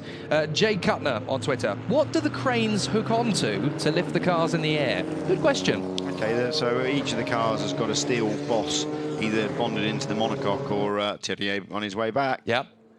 Either bonded into the monocoque or welded onto the roll cage, and it's literally just a tube of metal, and they put a pin through that tube of metal, which has got little ball bearings that expand on the end of it. In it goes, and they just pick the thing up on the Manitou. So it's a really, really simple system, just 2 holes in the roof, and these little tubes either bonded in or welded to the roll cage. Fair enough.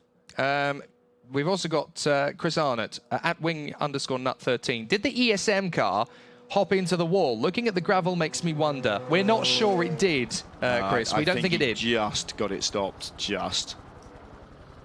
So it was very close. Certainly no frontal damage whatsoever. Yeah, it was very close. Look, you can see the tyre marks of the Thirier by TDS car. You can see where it's spun and it's pirouetted at high speed. And that is that still CLM the Bicoles? Still getting a little warm. Goodness me.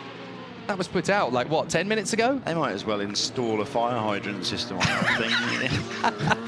An inbuilt sprinkler I system. don't think it needs it. It's forever on fire. I don't mean to be harsh to the Vicolas team. They are all an incredible bunch of people, and they put in a huge amount of effort into this very special machine, the CLM. It's a good piece of kit, really.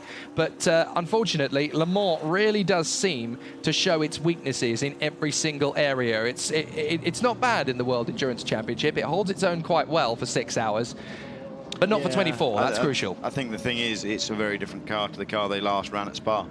They brought a complete host of upgrades. They didn't even run at the test. So 7-speed gearbox from a 6-speed, a complete new set of bodywork, some engine upgrades. So the thing is just a completely different animal to the one that they were running at Silverstone and Spa, and untested. We saw the problems that they had on Wednesday night when the car caught fire for the first time. With an issue with the fuel system, and yeah, the guys really have struggled throughout, but it's been on fire many times before. Update, 7.5 hours to go. Your P2, the Ferrari is just ahead of you, and you're just about halfway on the stint. We'll probably be able to stretch it a little bit with all the yellows and slow zones here, so just hang in there. Pace is fine, and see what we got here. Now, when the engineer says the Ferrari is just in front of you, can I just be very, very accurate as to how close? It's about 3 car lengths. That is how close the Ford is to the Ferrari in GTE Pro, the Rizzi Competizione car that's leading, as the Audi is back in again.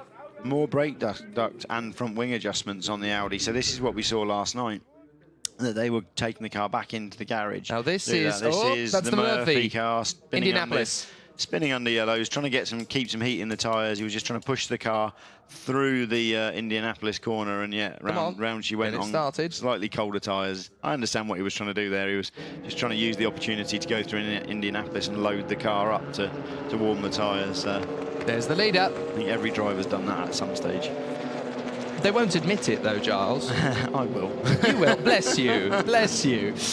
Into the pits, then, comes the TDS by Thierry by TDS, even. Erika Nissan, once second place, now down to third. That's going to be a nose repair, maybe 1 or 2 other things. 1.5 laps in the pits, potentially, under safety car? Yeah, again, as they're under safety car, they might take a little bit longer just to go through the car and make sure that everything's well, so that they know they've got a thorough run to the end. They're still third in class. The Litigin car is still 2 laps behind them. So there's no reason why they shouldn't spend another lap just making sure that that car is as good as it could be. They're not out of the run-in for the win. They're only 2 laps back. They had a good advantage, so they won't rush it. They won't take any risks, because the car getting damaged out on track again would be far worse than just spending that little bit of time while everybody else is running slowly, making sure it's good. And of course, they do need to figure out what went wrong in the first place. Was it driver error, or was it a brake failure? Yeah, by now they'll have gone through the data and worked that one out. So they won't need to see the car to understand that one. They'll have gone through the telemetry data and they'll have said, no, you actually braked 10 yards too late, and that's what the issue was. The top 3 cars in the Le Mans 24 Hours are on the same straight behind the safety car. This is just spicing things up beautifully. Bringing away nicely this race, isn't it? Absolutely. So 11 seconds covering the first 3 in P1. We've now got 2 laps covering the first 3 in P2. In GTE Pro, we've already heard that Sebastian Bourdais only 3.5 seconds behind Tony Villander, then a lap back to Scott Dixon in the other Ford. And then when you look at the AM category, there's a lap between first and second, and another lap between second and third. So it's all still pretty close, and it's definitely all still to play for in each of the classes. Nice WEC style montage of pit action through the last few hours of racing. These guys work tirelessly. They don't get the credit they deserve. They don't get the rewards that the drivers do. But without them, those heroes, the Tom Christensens, the Derek Bells, the Jackie X's of this world, would be nowhere. Absolutely. The team effort that goes into all of this cannot be underestimated. It really is massive. And those guys, they've been at the circuit now since before 8 o'clock yesterday morning. They're getting on for 24 hours at the circuit now. They will have been at the circuit for 24 hours by now. And that guy looks these it. guys, absolutely. So they've already completed their first 24-hour race. Now these guys will be running on until 6 or 7 o'clock tonight by the time they've got things packed down and cars through. Any scrutineering is likely to go on tomorrow morning, so cars will get looked at. There's the ESM car. So for us watching, that didn't go into the wall. For us watching, it's a 24 hours. For everybody in the pits, it's pretty much a 48-hour race, really. Yeah, 40 hours is pretty normal. These guys will be pretty exhausted by the end of it. They get the opportunity for a bit of shut-eye, but personally, as a team manager, I've never managed to, even during a long extended safety car period at the Brit Car 24 hours, where the thing's running around in the fog 3 hours, I've never managed to get a wink of sleep. You're there, you're always thinking, and this is the stage in the race now, Porsche Radio. So Neel, I'll see the cars in front, the 2 Toyotas. We're fighting with them for the win. We have to pass them on the track. Still 7.5 hours remaining in the race. Are they both on the same sequence now, or? Yes, yep, same sequence. Neel, both of the Toyotas are on their 3rd stint on their tyres. So next time they box, they'll be changing tyres, and we won't. But it all evens out in the end. Hard game. So not doing too badly then at Porsche. They only have one of their 2 cars on the lead lap, but they're still ticking over in 3rd position. The 2 Toyotas running okay, with the Ford number 66 now in the pits. So again, all of the woes at Ford seem to have hit the UK cars, not the USA cars. Yeah, I wouldn't like to comment on that one, really. I think just luck. Coincidence. The UK cars, every bit as well prepared as the Chip Ganassi cars from the US team. Sorry. A very sleepy Corvette. Somebody mechanic. needs to give that lad a pillow. Yeah, they do. They really do. That's cruel, just leaving him there to lull. We saw when he wakes up. So no, I mean, just going back to what's going on at this stage. So all the engineers and strategists are now going to be calculating back from the end of the race.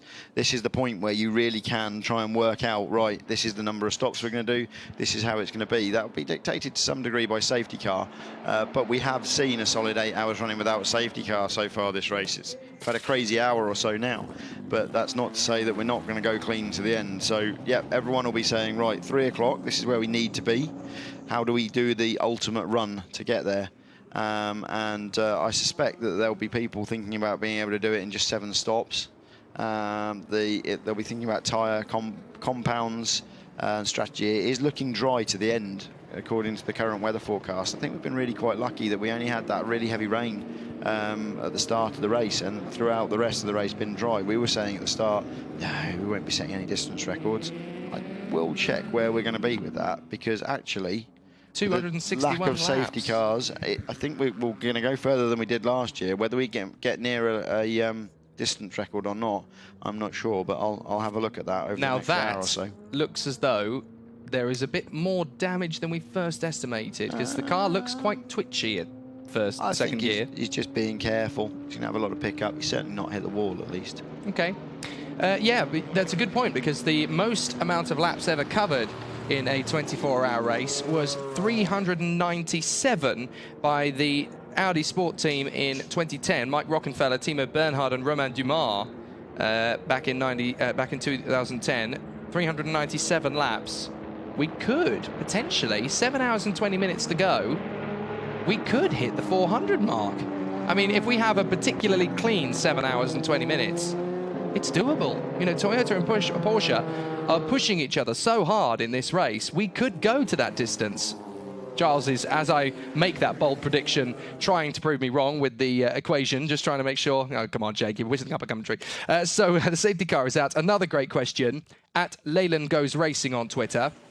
What are in the toolkits they carry on board the cars? And Jason Turner adds to that, what's in the toolkit? Basic ratchet, wrench kit? Yeah, all sorts in the toolkits in those cars. So I'm still crunching numbers. It's going to be close. 30 laps in the hour. No, they're not going to do it. They're not going to do it. Okay, fair enough. So no, he was sorry, asking about safety, about the toolkits. There'll be all sorts in there. So there'll be sections of wiring loom to be able to bypass broken bits of wire. So you might have something in there to be able to drive a coil pack direct from an engine control unit, just a bridging loom, a linking loom, so they can unplug one connector, plug it in, and bypass a load of circuits. Both Toyotas are in. Both Toyotas are in. Taking the opportunity under safety car to come in and do some proper work on those cars. The number 2 Porsche staying out. There'll be lots of bits in there. They've all got these extended leads to be able to plug in and walk around the car and talk to the engineers.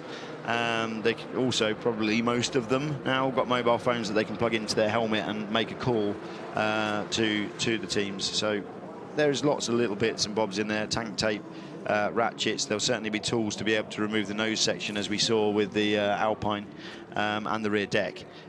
Just probably some C-spanners to be able to adjust suspension should they need to get a corner up in the air if there's a problem. And equally, you know, a lot of these cars have the ability to be able to lock the diffs via a manual mechanism. So if they lose a drive shaft, they can actually lock the diff, drive the car back to the pits on one-wheel drive. So there's things like that in there. Everybody will be different, but yeah, generally, you know, enough gear to be able to fault find and get the thing back.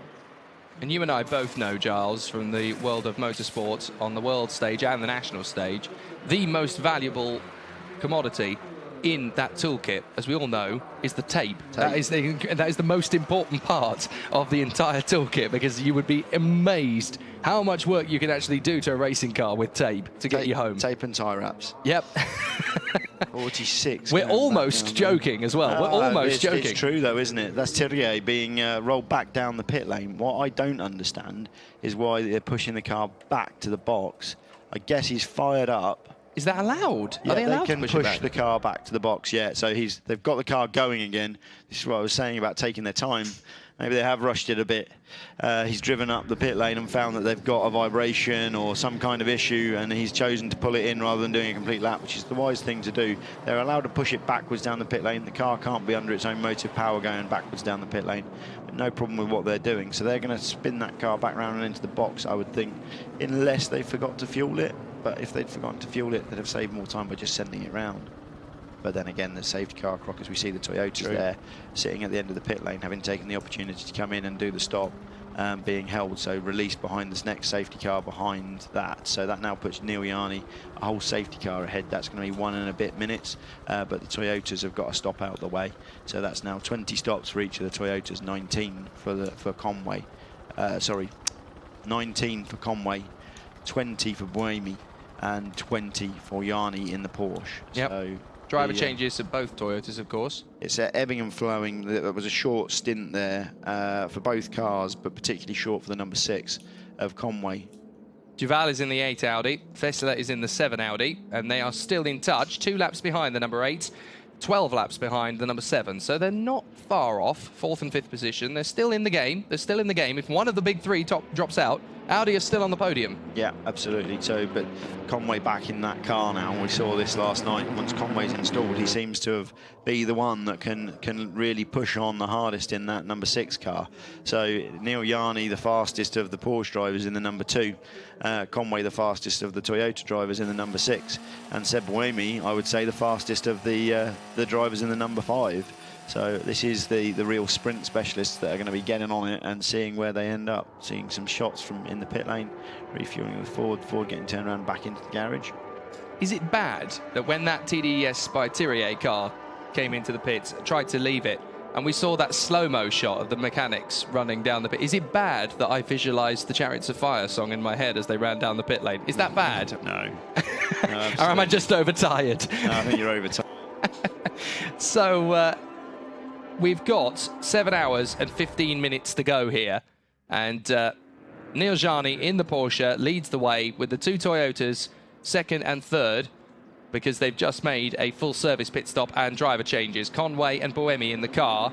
When we get restarted again, watch Mike Conway. The headline in this Le Mans 24 Hours is, where the hell has Mike Conway been, and why hasn't he shown us all this skill before? Because he is, for me, I know this is a team sport, I know this is endurance, and I know this isn't a sprint race, although effectively it's several sprint races within an endurance race nowadays, of course.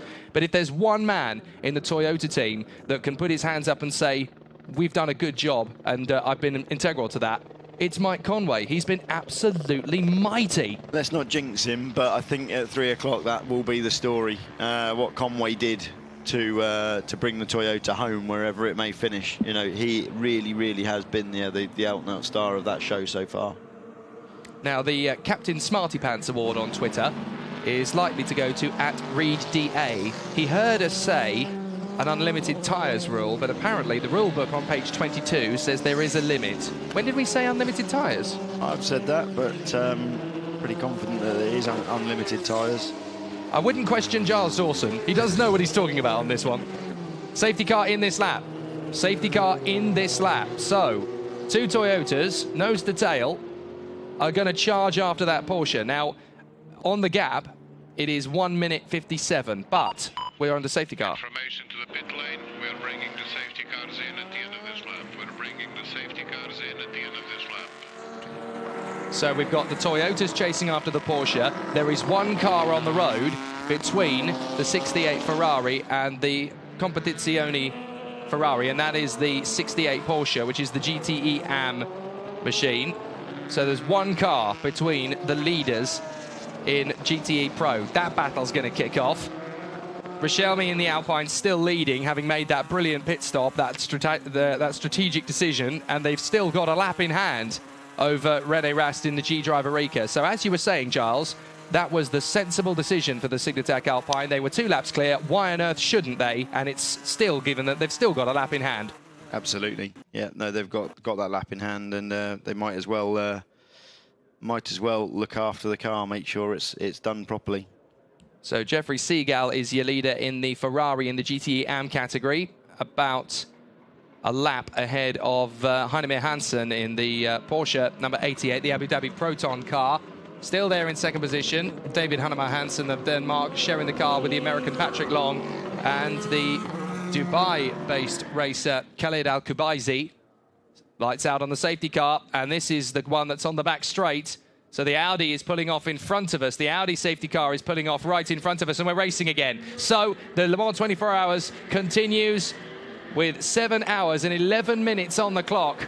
Game on. And this is going to be a bit like a sprint. Here comes the Audi shooting down the straight.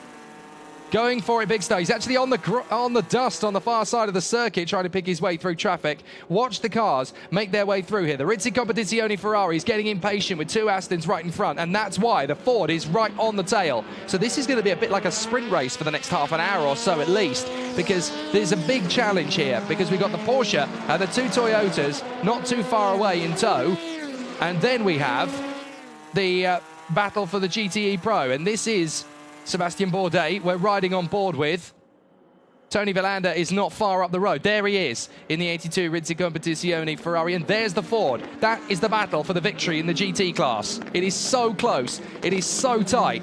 And this is no longer an endurance race at this particular point of the Le Mans 24 Hours. This one's a sprint. 7 hours and 10 minutes to go.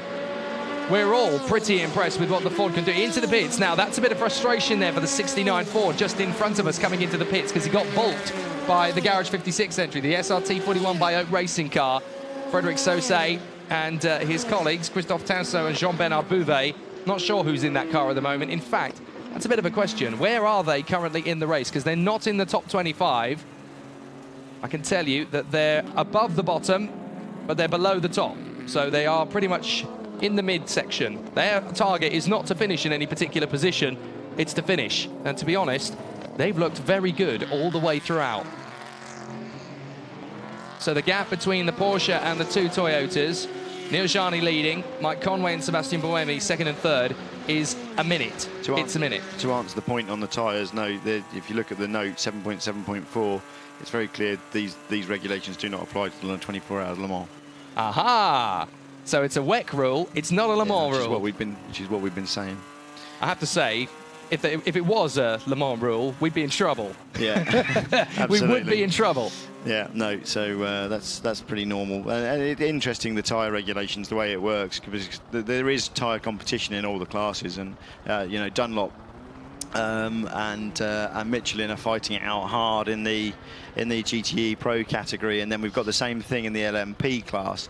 But LMP1, all the top runners on Michelin, and then we've got the privateer entries, the LMP1Ls on Dunlops. So it kind of ebbs and flows throughout the classes, and the same in the LMP2 category, Michelin Dunlop split.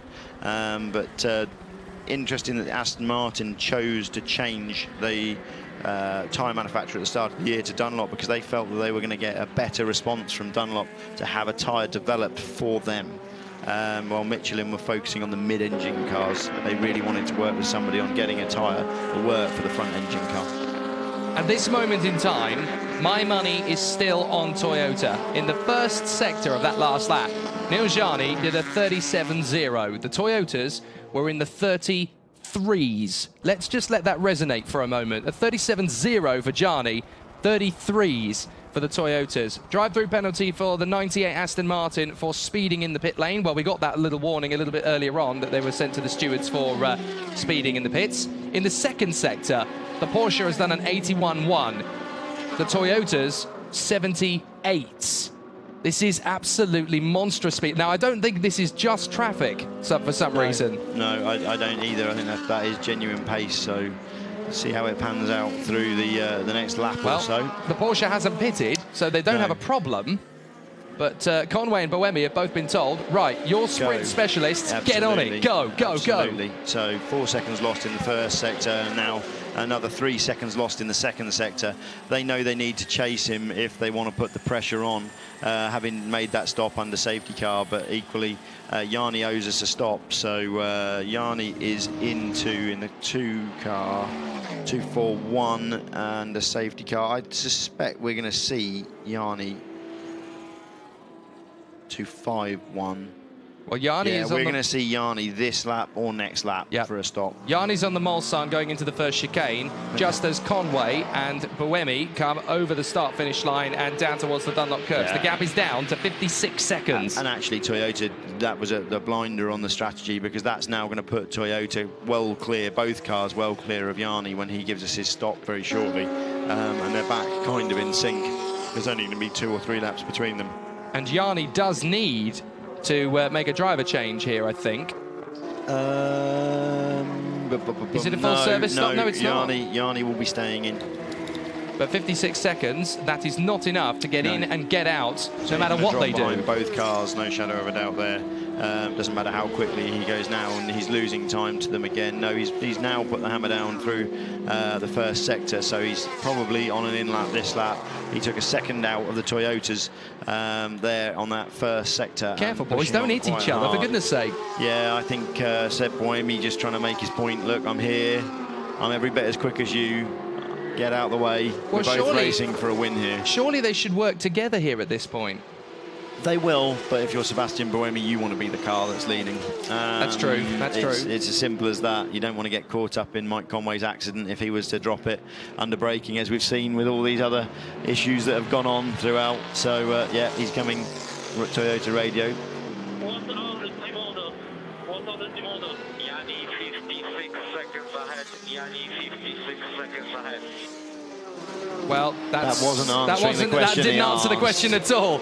Yeah, that was Boemi saying, are there any team orders? Can I overtake him? Yeah. We're not going to answer that question. And Boemi immediately driving away from Conway, which I'm quite surprised by that. You know, Conway has been the star of the show so far for me. But Boemi just now trying to prove his point. And let's hope Sebastian's got his head engaged and he's not going to go and have a silly off now chasing down Jani. They don't need to chase Jani too hard. We're going to be equal on all things equal on pit stops once Jani stops, and Jani is coming through now the final sector. We'll see him in this or next. I can't tell you which because of the safety car. It depends how much fuel he saved under safety car. No, he is in now in pit lane, so the Toyotas are going to come through to take that lead back. That's the number 2 car in. Oh, it's getting exciting again. Into the pits comes Neel Jani. Now, Nelson Pagliatici, we saw him hit the wall a little bit earlier on. I don't know when, I don't know how, we didn't see it, but they're back in the pits. So fair play to Nelson Pagliatici. He's managed to get the car started and bring it home. I think he managed to do that under the safety car, which was probably the safest thing for everybody, and that may be why they've let it go. But that was the point we were making. You know, the marshals needed to give him that opportunity to bring that car back. That will get a front corner. That car will be back on its way. I have no shadow of a doubt about that. Thivier car still falling down the order, now back behind the Straka, still in the pits, so they haven't sorted that problem. I think he has done an out and in. So there is obviously some more damage there on that Thivier car than expected. Well, if Anthony Drebe can hear us, can we get down to Nelson Pagliatici in car 35 and Thivier while he's at it? And because Thivier. the Thivier car that is still in the race for LMP2 honours. Meanwhile, the Toyota's going to flash past the pits and they're going to go 1 and 2 at a critical point in the Le Mans 24 hours. Porsche out of the pits. Bye-bye. The Toyotas have well and truly flummoxed them here. And look at that. That's a big morale boost to the crew. Yeah, absolutely. They're going to be very pleased with that. I'm surprised that Jani's come out between the two of them, but that won't last for very long. I think that Conway's been held up in traffic there. Oh, hang on a second. What car is right in front of these three on the road? It's the #1 Porsche. Things could get interesting here. I'm not saying that the #1 Porsche, who's at the wheel of that at the moment? They're so far down, we're not sure who's at the wheel. We'll have a look. I suspect it's Mark Webber. Now, Mark Webber, at the best of times, knows how to go for a battle. If he wants to help the #2, Timo Bernhard. it's Bernhard. Yeah, we saw that change, didn't we, earlier on? They are 38 laps off the lead, that Porsche. So we're just seeing a drive-through penalty being issued to car 98, which is Paul Dalla and now Matthias Lauda into that car. And but I'm afraid to say 55. There is a possible overtake of the 55, which car is the 55? That is the A, of course, Ferrari. So one of their rivals under safety car. That's under investigation as well. Yeah, let's see what goes on there. But either Paul on his in lap or Matthias on his out lap with an issue there. So it's the LMP2 Alpine car of Stefan Richelmy that leads in LMP2 in 6th overall. René Rast, the Audi factory driver, of course, in the 26 Arica, as well as the development driver for the Project Cars video game. It's not bad, these racing drivers. They get to do all manner of playtime as well as work. Ledijin is 3rd in the BR engineering car that's run by SMP. And 4th position, it's the all Anglo-Saxon British Straka, Johnny Kane at the wheel at the moment. And that car could be on for a podium on its swan song. Still the Toyotas reel in the #1 Porsche to try and put a lap on it as they work their way through the traffic. The Porsche has got past the Murphy. Now it's going to get past the Manor. Flash the lights, get out of the way. Those are the two Toyotas that you've just been lapped by, and I'm trying to catch them. This is a great battle. Pretty intimidating for these P2 drivers and GTE drivers, seeing these cars coming past them. It's not so much headlight flashing going on as was going on last night, but the guys just, get out of my way, we're coming through. You're going to come to a sequence like the Porsche curves, and this is where that gap will ebb and flow. The cars will close back up. You're seeing Timo Bernhard there in shot as well, so that's Bernhard who's several laps down ahead of Buemi Conway, and in the same shot our 3rd place car there with Neel Jani at the wheel. So here we go, here's the traffic that I was talking about through the Porsche curves. You're a brave man to go high around whoever that is who got well off circuit. Okay, mate, you've got 2 Toyotas and car 2 behind you. You've got 2 Toyotas and then car 2 just behind you. Guy Wilson-Clark there with a message with an undertone, one would suggest. Basically, there are 2 Toyotas behind you. The Porsche's right on the tail. We want the Porsche to lead the Le Mans 24 hours. You know what to do. Yeah, exactly. without saying anything, I think he had that one covered off. So no, they'll Timo Bernhard's just pushing on as hard as he can. I get to sit here for 4 more hours of this battle. This is absolutely incredible. Julian Porter's going to have to mud wrestle me to the ground at this rate, because this is absolutely majestic, the Le Mans battle we're getting. See that. You don't want to see I don't want to see that. And I'm going to be the man in the middle of it. The Toyotas running 1 and 2 with the Porsche right on the tail. The gap between those 3 cars as we go now, 7 hours to go. We have completed 17 hours of racing, and the gap is 2.2 seconds between the top three. This is like Steve McQueen's Le Mans all over again. And that was a fictional movie. That was a glorified example of what Le Mans could be. Yeah, absolutely. And this is happening. Real thing. This is the real thing. So BR01 up onto the podium for the first time in the P2 category so far this race. That's massive to see those guys, the SMP racing guys, getting some reward for all their efforts. I think that's the first time we've seen anything other than an Orica in a podium place in the LMP2 class. So those guys will be pressing on extremely hard. That is the last time the BR01 SMP racing chassis will be here at Le Mans.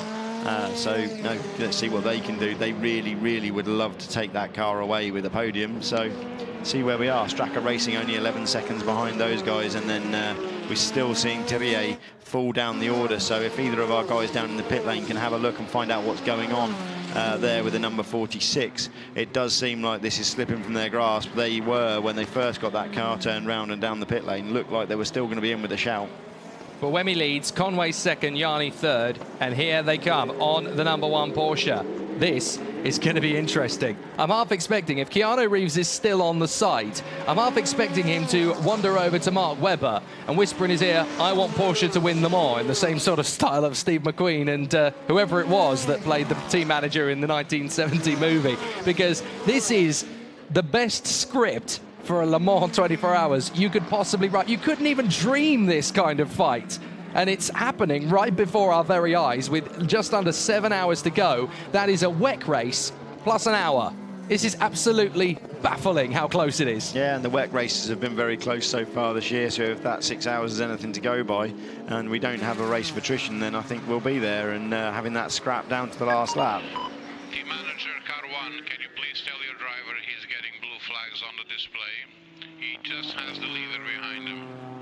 Yeah, doing the right thing there. So Eduardo Freitas just reminding Porsche that they need to play nicely, get Webber out of the way. If he passes too many of those blue flags, the Porsche team will get a penalty. Bernhard. As we see him, yeah, I mean, you'd almost say boxing him in against the Aston there. So, yeah, Bernhard needs to get out of the way. Yeah, still and going he's not. past more blue flags, you know. And he's not. I suppose, from his point of view, what's the worst that can happen? The number 1 car gets a penalty, it's already out of the race. Absolutely, but Eduardo Freitas doesn't look at those things very kindly, you know, so yeah, there you go, he's letting them pass. So he did his best to push them back, but no, Eduardo and his team, they know that what comes around goes around. So yeah, they do a fantastic job of governing this WEC Championship. Yeah, you can do it for a lap, but you can't do the Sylvester Stallone driven thing and get out of the pits and very nearly kill somebody. Yeah, so that's that done, and Anthony Treve is no longer in the pits. It's Gert who's taken over down in the pits. Gert, and can you just confirm to us that Thierry is a retirement? Is Thierry a retirement, we think, potentially? It is a retirement. Oh, dear. So the TDS by Thierry car, thanks to Gert down in the pits. But the Thierry is out. So obviously that shunt, either it did a lot more damage than we thought it did, or there was a bigger underlying problem that caused that crash. That's really sad for those guys. They really had done a fantastic job. They were leading at one point with the Alpine cars for the lead of the class, exactly. But that has brought the BR01 up onto the podium, and those guys at SMP Racing will feel this is some just as for all the efforts they've gone to designing a car from a clean sheet of paper, and yeah, doing it the hard way. So you know, we've now got Orica, BR01, and then a Gibson. So again, it would be great to see the Gibson on the podium in its final Le Mans. That car not able to come back next year, being an open cockpit car. The new 2017 regulations will have a selection of 5 chassis to choose from, and a power plant given to us by the Gibson guys, which will be based, I believe, on a Nissan block.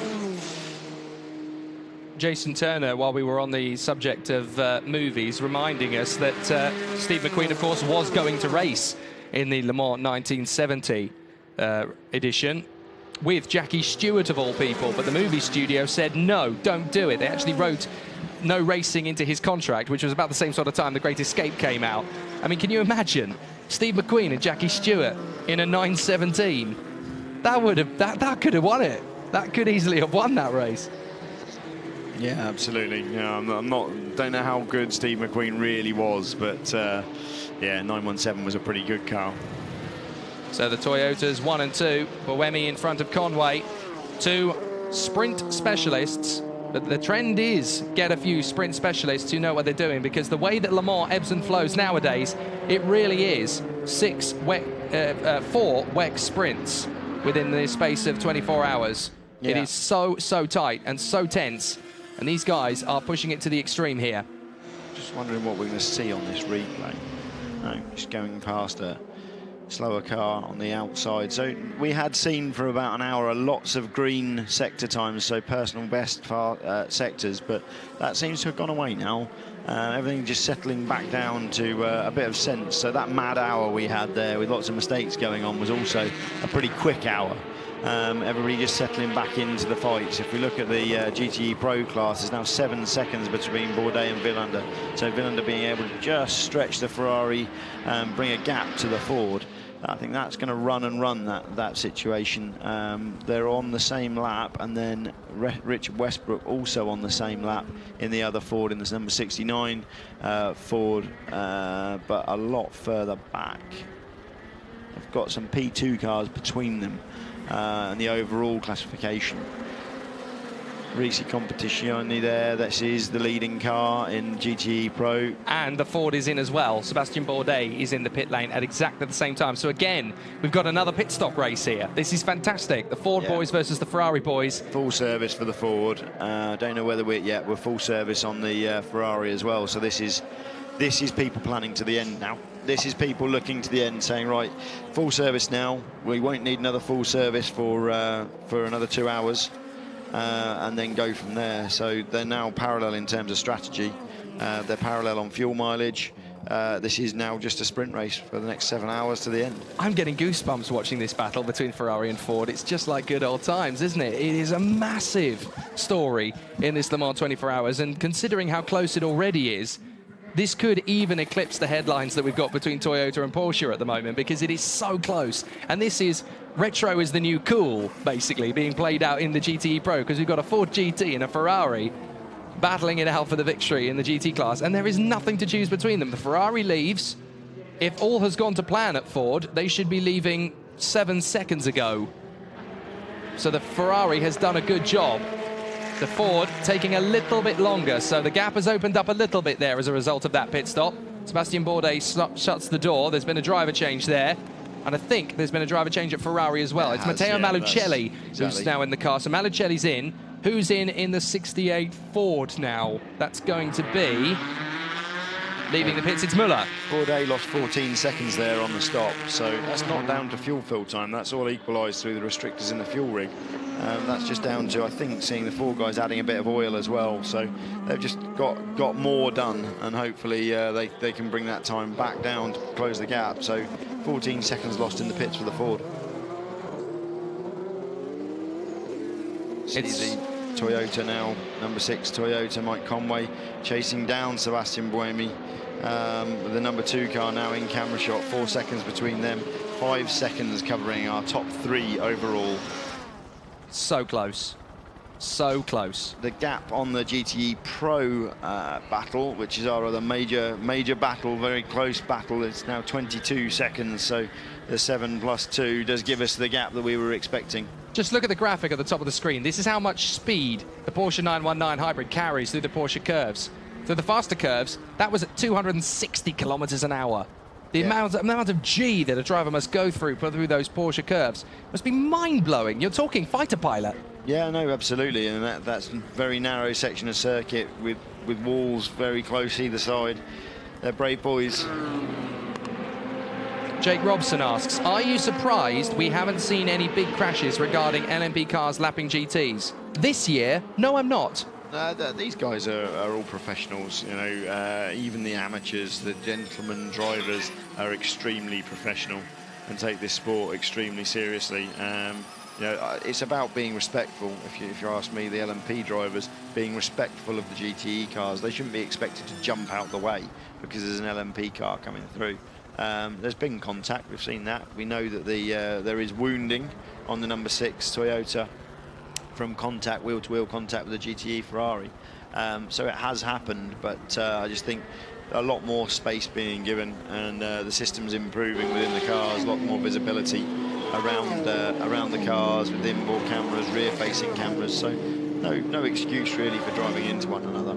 Yeah, the general guide to etiquette when lapping a car is that the lapped car is not going to move off the racing line. It's the duty of the car that's faster to go around the car, so pick the moment wisely to go round. It's not the duty of the car who's slower in front to get out of the way unnecessarily. They're driving their own race, so it's basically the duty of the prototypes to make the move at the appropriate time and pull out, because that's the safest thing to do. It's the safest thing for a GT car to do. If you've got a slower car in front of you, weaving around all over the place trying to get out of your way, that actually causes more problems than it solves. So from a GT driver's point of view, you just keep driving on the racing line. As long as you don't deliberately block, you're doing fine.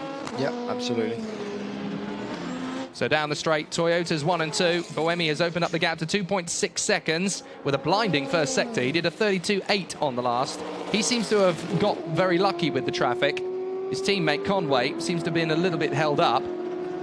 But again, it's the ebb and flow. I have a feeling it's going to come back to Conway before too long, just because we've got a nice little cluster of slower cars up the road, and that's not even the one we're looking at.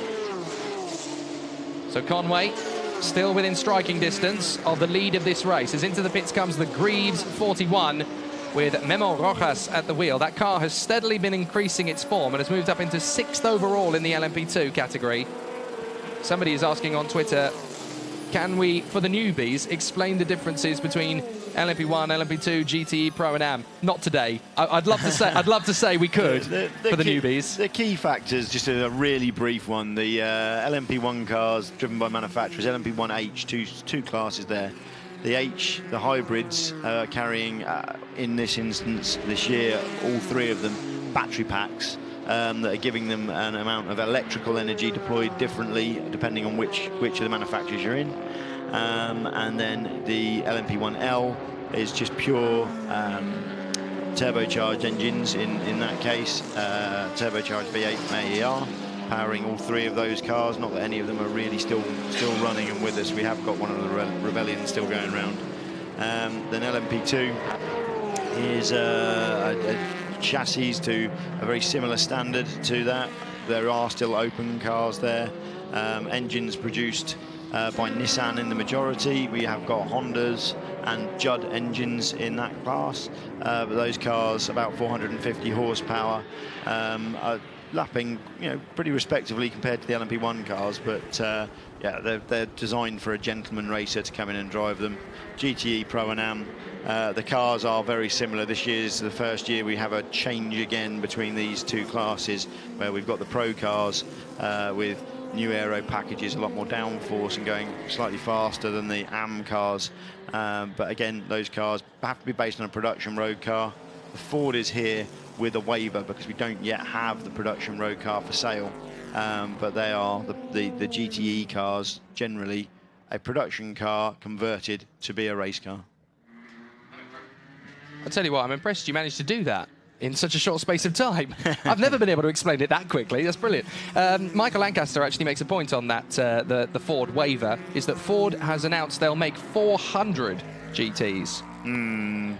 That's a lot. I think they're all sold. Yeah, they are all sold. I think you had to be invited to buy one, is what I understand. That's a pretty exclusive club. You can bet that all 6 of their drivers were offered one. Yeah, absolutely. I mean, McLaren No, were, all 12, sorry. All 12 of their drivers were offered one. I'd be surprised, but I think Mr. Franchitti might have bought one.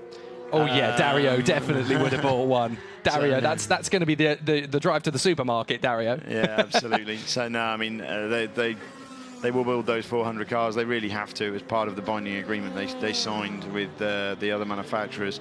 But those cars will be pretty unique, and it's exactly what McLaren did with the P1. And there's other good examples of that. So McLaren built a limited number. I think they built 350 P1s. So it's the same thing. These small exclusive hypercars that are being produced now all over the place. LaFerrari FXX is another good example.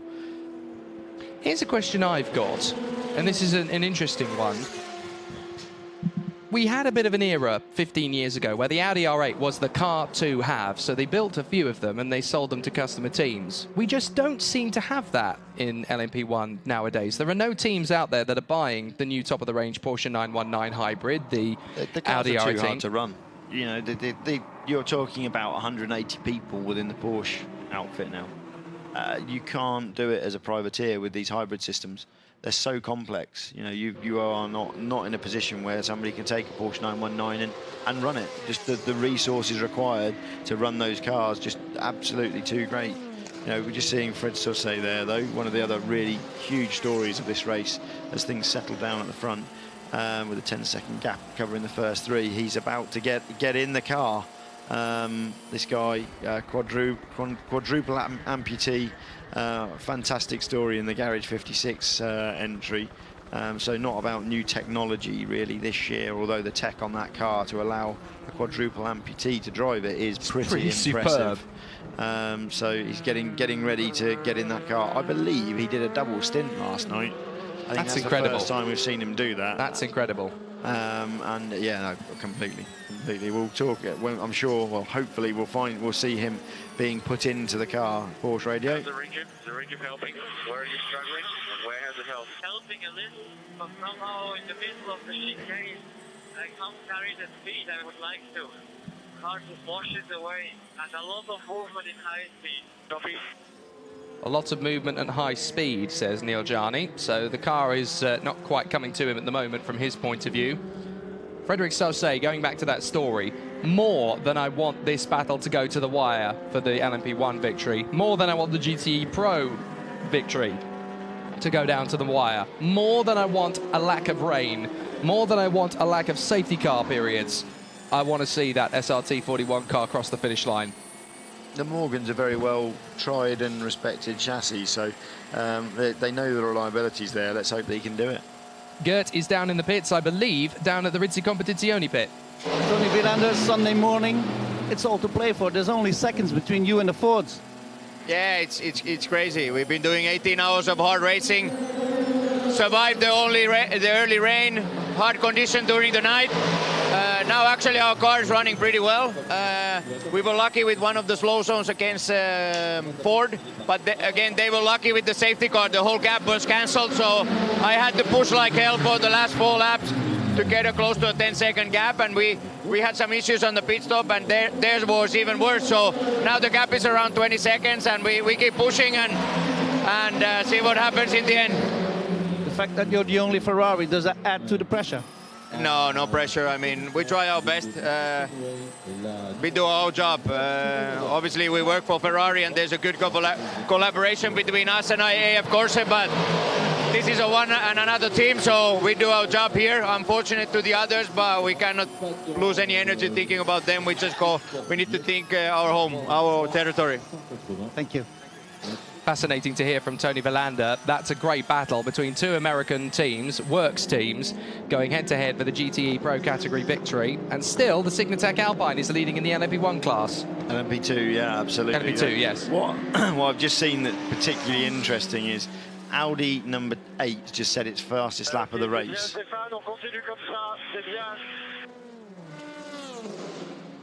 Didn't quite hear, unfortunately, what the Signatech said. I think it may have been in French. Oh dear. So, no, right, we've got the Audi just set its fastest lap of the race, a 3:23. They're far from out of this. We kind of dismissed the fact, oh, Audi number 8's not there. You know, the battle that we're being 12 seconds between the first three. The Audi's only a lap back. And it's just set its fastest lap of the race. It's very true. We're talking about Toyota and Porsche, Toyota and Porsche, Toyota and Porsche. The Audi is only a lap adrift and in 4th position. Why are we counting them out at the moment? We shouldn't be. No. I think, you know, since we've come on, we've kind of dismissed it. But then just seeing that green fastest personal best for the Audi number 8, suddenly reminds you that, hang on, this is Audi. Never count Audi out. They're only a lap back. They can do this still. There's still plenty of time for them to do pull off something massive. You know, could we have Toyota Porsche, Audi in any particular order on the Toyota radio, on the podium. Toyota radio. What should I do? Just try to be consistent in your driving style. It's all okay. Try to be consistent in driving style. Interesting to hear Buemi asking the engineer what should he do. You know, he's in the car, he's the one that can feel what's going on. He's looking for reassurance. It's like he's feeling the pressure of leading the race, you know, and where Mike Conway's just settled in, doing what he does. Conway took two seconds out of him on the last lap. I think Sebastian Buemi getting himself quite agitated now, just needing to just calm it down before a mistake happens. Well, I think he's aware of the fact that there's still 6 hours and 40 minutes to go. He can't really sit on his laurels and just sprint away. He's got to nurse the car as much as he has push it. He can't, but, you know, he's talking about a balance issue there, but looking to the engineer for the solution. You know, at the end of the day, the engineer's not in that car. Audi now getting warned for track limits on the exit of 6, which is exit of 6 is Porsche curves. No, it's not. It's Tete Rouge on the exit of Tete Rouge. So both the Audis now choosing to really throw it down. Faster, 10 laps behind Duval, but Duval only 1 lap, as we say, behind our leaders. So Audi clearly deciding that it's time to push. Jake Robson on Twitter wants to know a little bit more about the tech that Frédéric Sauce needs to use to drive the car. So very quickly, because we are in the midst of a pretty exciting battle here, basically Sauce, he activates his accelerator and the brake via a conventional pedal system. It's exactly the same. The difference is his seat insert actually has paddles which are connected to the pedals that he works with his thighs. So he's actually using his thigh muscles, basically, to stretch to the pedals. So that's how he works the pedals. Then, because, of course, he doesn't have any hands, so he's then using a prosthetic limb on his right arm. That plugs into an attachment on the steering wheel, and obviously that's then removed and replaced with a conventional one so that Tasso and Bouvet can drive the car. But that basically means he's driving this whole race one-handed. Yeah, absolutely. It's incredible. They've also given him some concessions because of Sauce's disability, so they tried to make it as easy as possible for him. So the brakes are power-assisted. The ABS has been granted on this car and this car alone, but as a result of that, it's still pretty incredible what he's able to achieve. Yeah, and the gearbox is running in an automatic mode as well for him. But no, absolutely, and the times he's doing, the times he's done all year throughout the European Le Mans series have just been coming down and down and down and down. He practiced through driving a LMP3 car last year, in effect a CN car. He did a lot of laps in that, and I think that car was actually a lot harder for him to drive than this car with the assistance that he's been given. But no, he's doing a fantastic job. We've not seen any mistakes from him, none at all. I've never even seen that car go off. No moments, no silliness. Just getting it done. Knows what it is that he needs to do when he's in the car, just deliver consistent lap times. You know, we watched him last night hold some traffic up through the Porsche curves. He was holding a couple of GTE cars up and LMP1 cars up, but he stayed online. He just got the job done, came through, and knows what he's doing, knows what he's there to deliver. And yeah, hopefully we'll see that page on that car on the first page of the timing come the end of the race. Is my hope. Do you know, I don't even think I've ever seen that car in the garage. Only when he's been being put in the car. That's it, yeah. Other than being in the garage to be put in the car, I've not seen that car with damage or problems at all. No, absolutely. You know, they lose quite a lot of time installing Fred into the car, but no, he's doing an absolutely fantastic job. Takes about 5-10 minutes to get that done properly, but that's not a surprise. The only other bit of tech that's very different to anything else is the seat. He has to meet the FIA evacuation standard, of course, because for safety reasons, you've got to be able to get out of the car in a hurry. So to enable him to do this, his seat is actually forced upwards by compressed air. So it's, in effect, it's an ejector seat. At the push of a button, it goes up, and then he rolls himself out of the car, and he's very well trained to do that. So anybody thinking, well, that's quite dangerous, isn't it? Well, no, Frédéric has practiced this. He can choose when he rolls out or where to. Yeah, absolutely. He's practiced it time and time again, so he knows exactly what to do if the situation occurs. Into the pits again comes the leading LMP2 car. Not standard stop by the looks of it. There's no tyres ready, I don't think. Fuel, windscreen wipe, get those dead bugs off the windshield. Staying in. Ricciardo staying in. Fuel is done, and away he goes. That is a pretty superb routine stop. They're looking good. They just need to keep doing this, basically. Yeah, I mean, LMP2 5-6 years ago, we'd have seen this being a race of attrition. It would be who could spend the least time in the pits. Long gone are those days. You know, now it is a sprint race, much as we're seeing in LMP1 and GTE. Barbara on Twitter, my life as Babs. Fastest speed on a straightaway. I'm guessing that's... Ks-ish.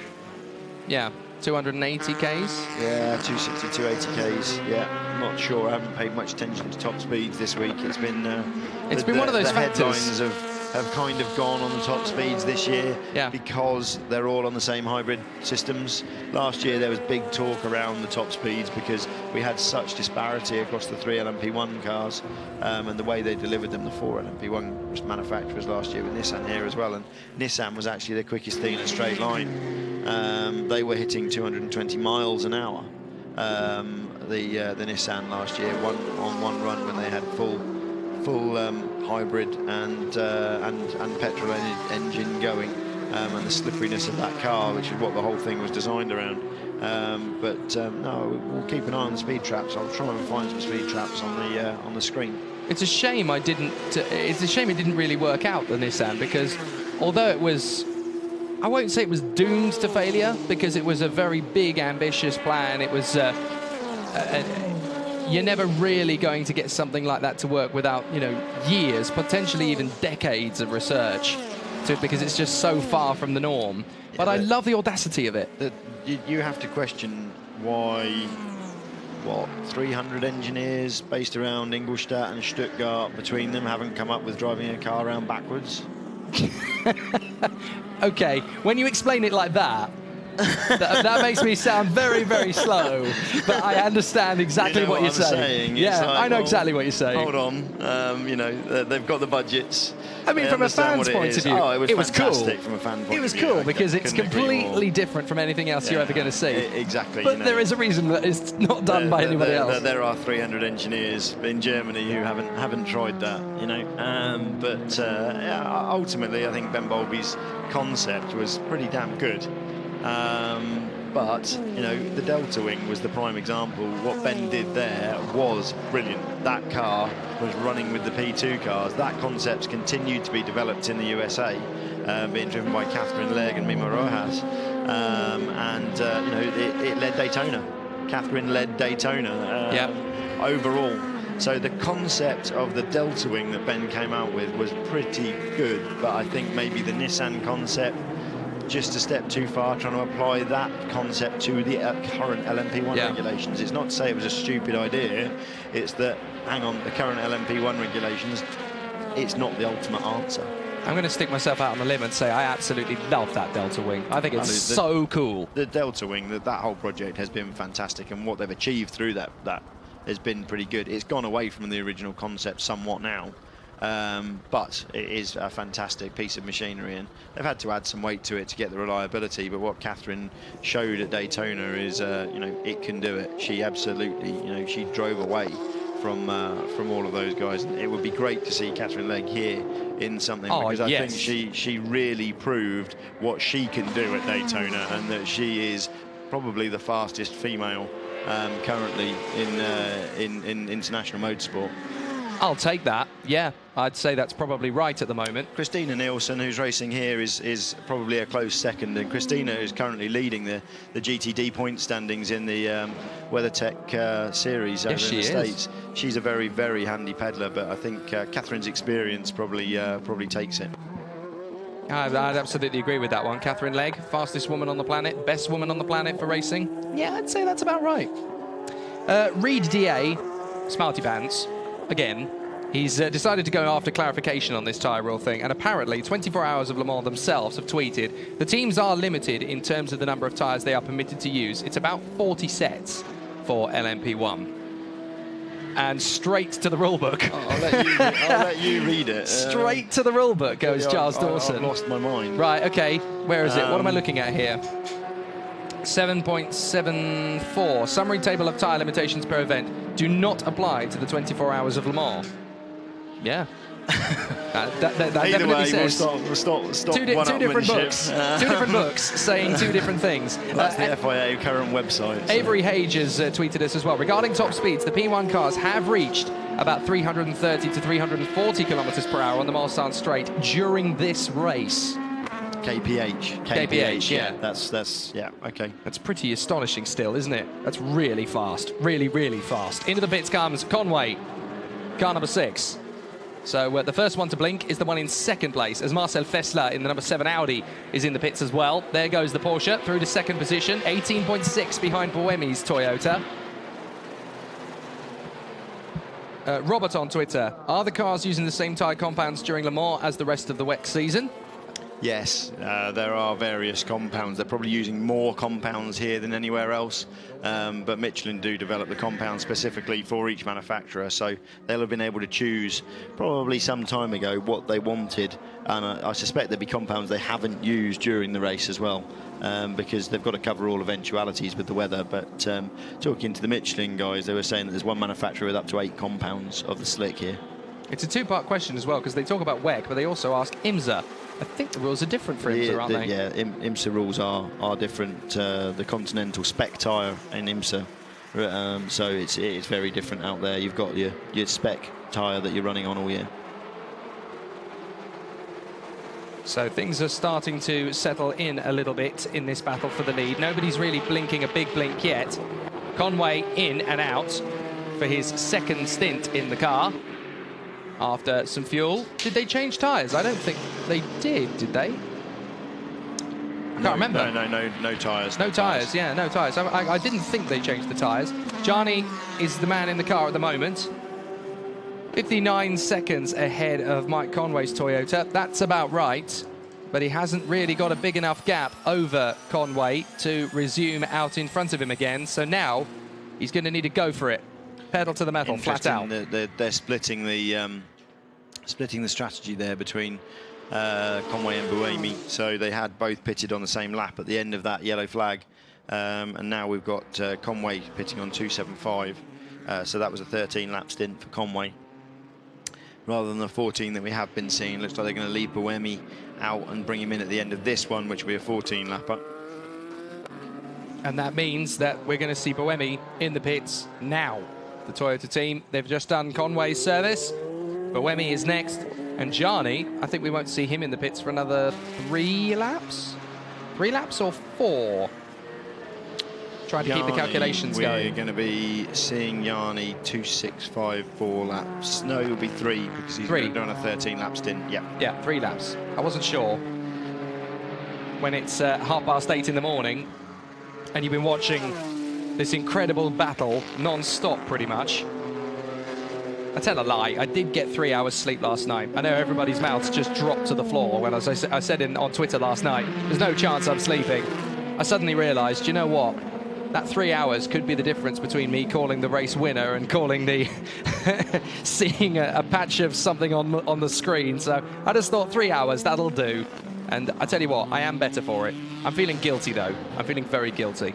There's a lot of people out there in South Africa, in America, in China, in Indonesia. I was talking to last night. There was a chap from Indonesia who are going to go the full distance here, 24 hours, with all sorts of incredible concoctions to keep you awake. Combinations of food and drink and sleeping arrangements, computer arrangements. Some of you have got 3 or 4 screens. You've got just about the same amount of screens that we have here in the commentary box. One for timing, one for race action, one for telemetry data. Buemi on his in-lap sets the fastest sector 2 seconds faster than Conway's time, but now Conway on the out-lap responding to that. No, that's Buemi. So as Neel Jani comes through to take the overall lead, with him in, car 68 getting a penalty for engine running during refueling, which is one of the Fords. That is one of the Fords. That's a very drive-through penalty for Dirk Müller. The car in second place, 13 seconds off Malucelli. That could be the turning point in this race in the GTE Pro. I wonder whether they've got a problem. I wonder whether that car was left running because they've got a problem. There's no reason a professional outfit like the Chip Ganassi outfit would not leave the engine running during a fuel stop, unless there was some good reason for it. The Porsche darting out of the way of the AAI Corvette rather dramatically there. Let's watch again. Whoops. That was close. Still, the Porsche pushes on. There it is. There's the penalty confirmation for the Ford in second place, driven currently by Dirk Müller, just 12.9 seconds behind Malucelli in the Ferrari, and that is going to be a costly penalty for Ford. That's really going to throw Ferrari a bit of a lifeline. Just trying to work back from the end of the race and work out where we're going to be, because we've got this current 3-lap gap between Jani and Buemi and Conway on the strategy. So the fuel numbers, it's going to be interesting to see somebody's going to have to do a splash and dash to bring them back into line at the end of the race. Do you know, I think it's going to be Toyota. If anybody's going to have to do a splash and dash, I think it's going to be Toyota. No, I would say the other way. I would say it's going to be the Porsche.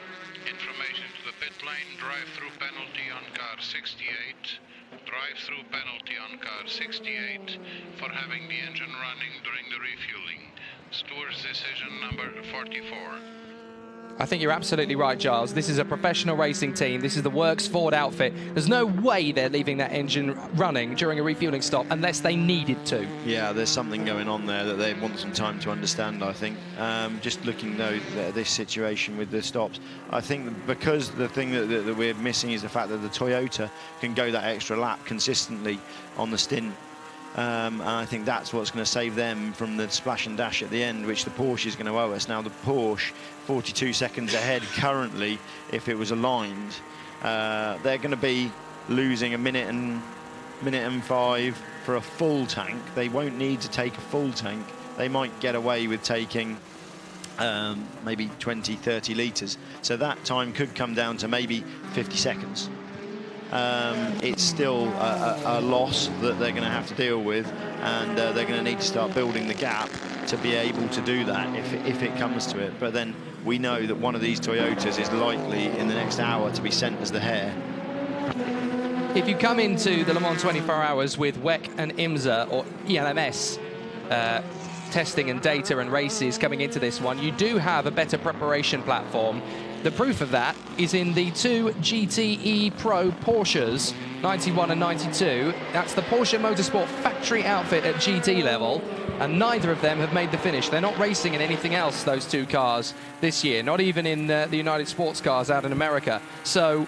No, they are doing the US Oh, no, sorry, they are doing the US season. Porsche North America have got them doing that. So this is the Ingolstadt-based GT program, isn't it? Yeah, this is the guys from Manthey Motorsport. And they're not doing program. They're not doing the full WEC campaign. This is the only race they're doing. So even Porsche with a Works outfit cannot get the 91 and 92 to the finish in the same way that some of the other teams. Penalty for pit stop. The engine was running when we were fueling. I need you to drive straight through the pits here. Sorry, buddy. I like that. They're apologising. They clearly knew that was going to be a possibility. It's interesting because I know that they were putting a system on that car whereby if the nozzle, the refueling nozzle, was entered into the car, the engine would be killed by a switch on that. So I suspect there's a system failure there, actually, which is what's caused it, because I remember having that conversation earlier in the year with the engineers at Multimatic, so probably a system failure. So, yeah, I mean... It will be interesting to see how that plays out, the Conway Buemi battle in terms of fuel. It certainly isn't all things equal in terms of fuel at this moment in time, but only time is going to tell, and safety cars will play into that to a degree. The slow zones play into that due to fuel usage and fuel saving. So let's see. Nobody knows who's got it right until 3 o'clock. Ferraris are leading in both the GTE AM and Pro categories at the moment. It's going to be a great day at Maranello if things keep going the way they are. The Tricolore will wave across the podium if the Signatech Alpine keeps going the way it is in the hands of Stéphane Richelmy, Gustavo Menezes and Nicolas Lapierre. But the Porsche is leading at the moment. However, it's not leading on pure pace at the moment. The Toyotas have managed to get a pit stop, and they are really slamming that gap down. It's down to 42.6 seconds, and Jani owes us a pit stop. Yeah, absolutely. Yeah, they'll get ahead of him. It'll be tight as to whether Conway gets out ahead of him.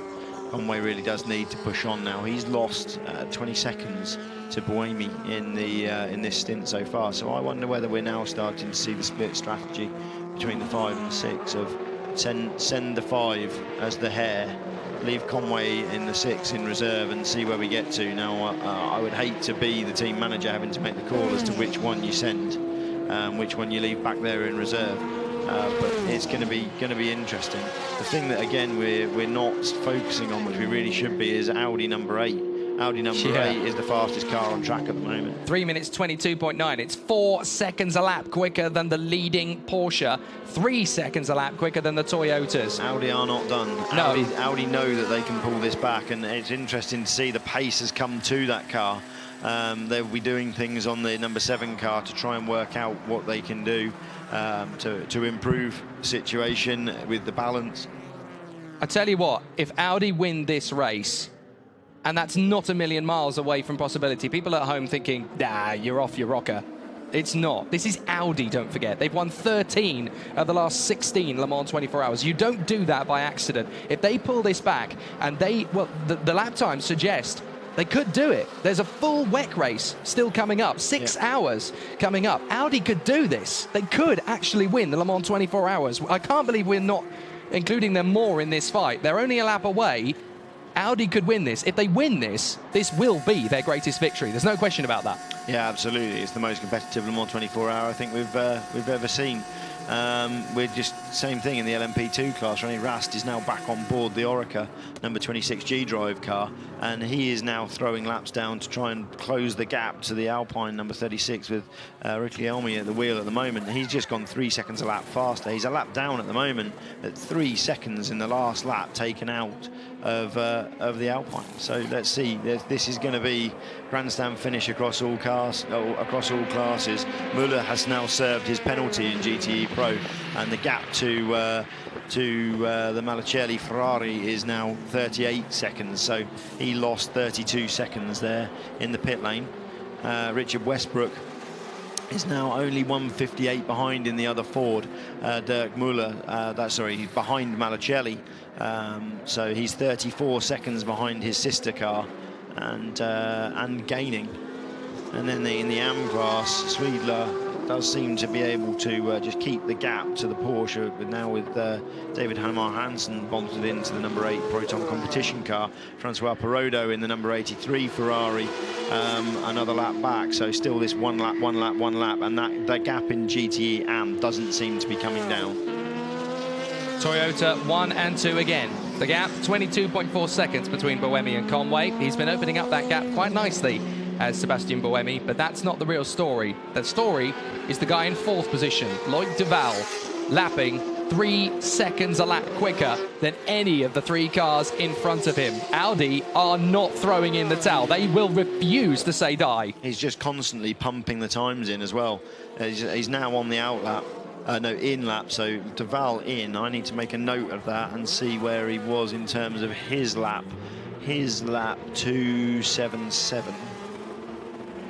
We know Audi cannot do more than a 13-lap stint. Those guys have said, look, this is where we are, this is what we can do, whereas we know that both the others, if they want to, can do the 14. Michael Colonna, what are the factors separating Toyota from the Porsche pit strategy? Is it drivers? Is it tyres? Is it fuel rate? It's a complicated question, but there is a very simple answer, Giles. Go again. The factors separating Toyota from the Porsche pit strategy, what is it? Is it drivers? Is it tyres? Fuel rate? No, it's this extra lap. This extra lap that we're getting out of the Toyotas. They're not the fastest car on track, but they're consistently just pulling time away. Brilliant shot, reading a Disney magazine. That is genuinely stolen from his child. That is the best thing I've seen all Le Mans 24 hours. I think this is the point where delirium starts to set in for the mechanics. The thing is, he's probably sitting there thinking, well, this edition of Auto Hebdo, it's really gone down. Absolutely. So, well, let's go down to the pits, because Neel Jani has just got out of the Porsche and Gertie's with him. Neel, you've just got out of the car. It was a pretty hectic stint and switching positions with the Toyota here on Sunday morning. Still 6 hours to go. What will make the difference, you think? I don't know how the strategies will play out, but it seems to be a head-to-head race. And yeah, everything counts at the moment. Everything, every little thing is counting. It's a straight fight between you and the both Toyotas. Are you keeping an eye out on the Audi number 8 as well? It's not that far behind. No, at the moment we're just looking ahead, not that backwards. The fact that you're one car against two, will that play badly, or is that no worry for you? The fact that it's one Porsche against two Toyota, is that a big factor or not? No, in the end I think both of them want to win as well, so you know, everyone wants to win. Thank you, Neel. Some French radio there from the signature car. So yeah, no, I think summarising what we've been saying in terms of they're pressing on, they're looking forward, they're not looking back at the Audi. And yeah, Marc Lieb now installed in the Porsche. Let's see, you know, the gap now 50 seconds to Buemi, 51 seconds, and he's completed his outlap, so we'll now see what he can do in terms of sector times. It's an even gap between Buemi, Conway, Lieb, 25 seconds between each one. They always find a way to make people smile, don't they? It's James from Dunlop, James Mitchell, who used to work for the Jota team. James is always of good humour. Yeah, works at McLaren during the week, but brought into the Dunlop fold for the weekend. He got well and truly stitched up there, didn't he? I will enjoy sending him a message in a moment. JSR Devon and IcePod on Twitter both asked the same question. How many tear-offs do the cars have on their windscreens? Up to 8. Up to 8, okay. And it's interesting because IcePod said he hadn't seen any of the disposable windshields being removed. It's a strange one. You don't want to remove them unless you need to. And the disposable windshields these days aren't just there for cleanliness, they're also there as a toughener for the windscreen. It's amazing how much tougher the windscreens are with those on. Normally, the time you see them coming off is during the early morning. That's when you want to pull them. But yeah, you're absolutely right. I haven't seen them coming off really either. I haven't seen people taking them away. I suppose one flick of gravel, that's a crack in the windscreen at the wrong angle. It is, whereas these films do such a good job of protecting the screen. So no, I mean, I haven't seen any off either, so I totally agree with that. So Toyota, Porsche, Audi is the order at the moment, but we're not counting Audi out of this one yet, despite the fact that they are on lap 279 and Buemi is on lap 280.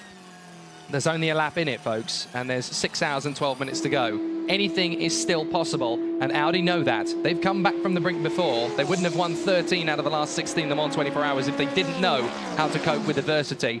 And Loïc Duval, in the number 8 Audi, is getting on with this. He's doing everything he can, and he is flying.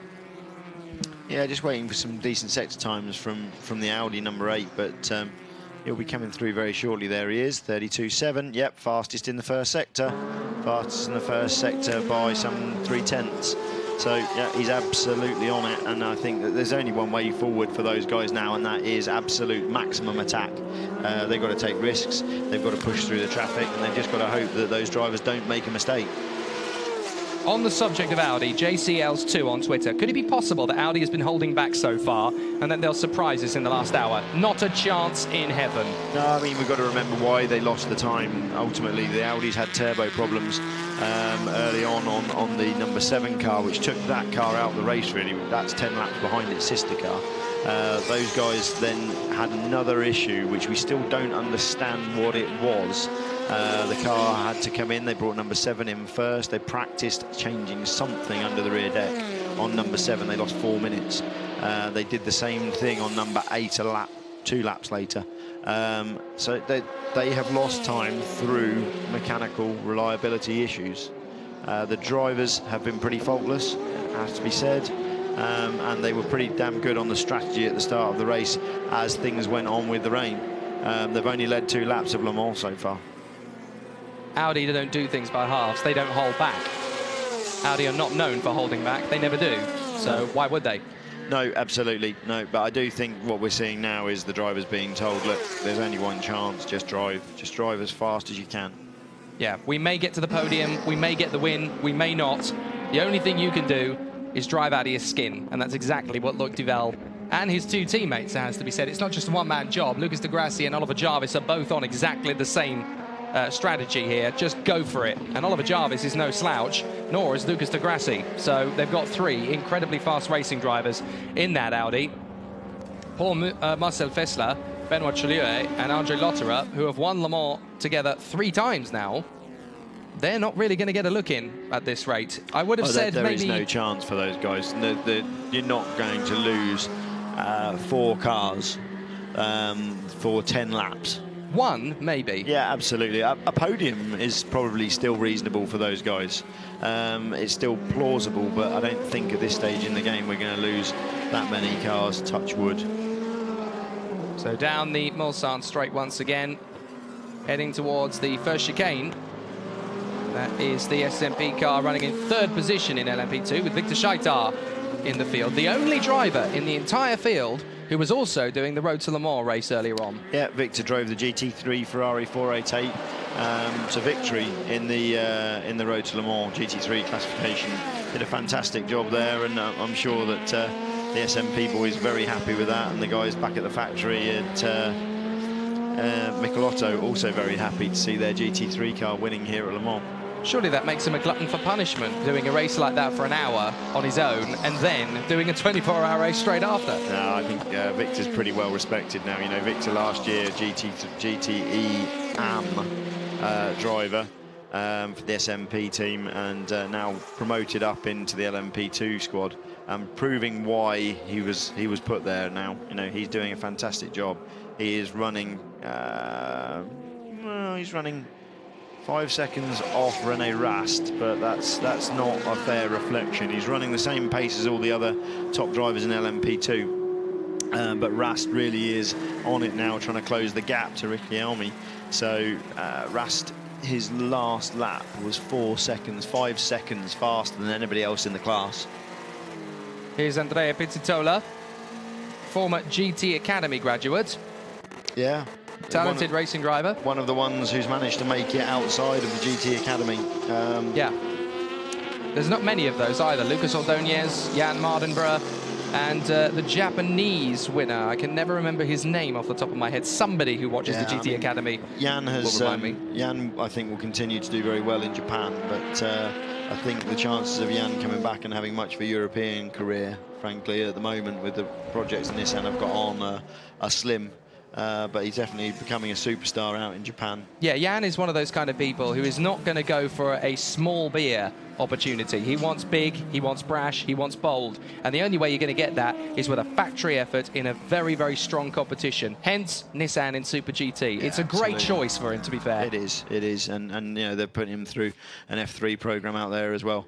So he knows what he's doing, and he's getting all the experience that he needs. But no, it's good to see these Nissan athletes, these Mo athletes, still in there, and you know, Chris Hoy sharing that car with Pizzitola, and yeah, we'll see where we are at the end of the race. Here's an easy question to answer from Jason Turner. Say the number 8 Audi crashes out. Can a driver from the number 7 give up his spot to a faster driver from the Audi number 8, like McQueen did in Le Mans? No. It's as simple as that. It's not allowed in the rules, so you can't do that. It's similar, but to Cooper McNeil. He obviously fell ill earlier on, and there could very easily have been another driver somewhere down the pit lane who could have taken his place, but that's not in the rules either. So sadly, you can never see that happen. And that happened, unfortunately, with Gunnar Jeanette was here, and he was ready to get in that car during warm-up to do his 5 laps.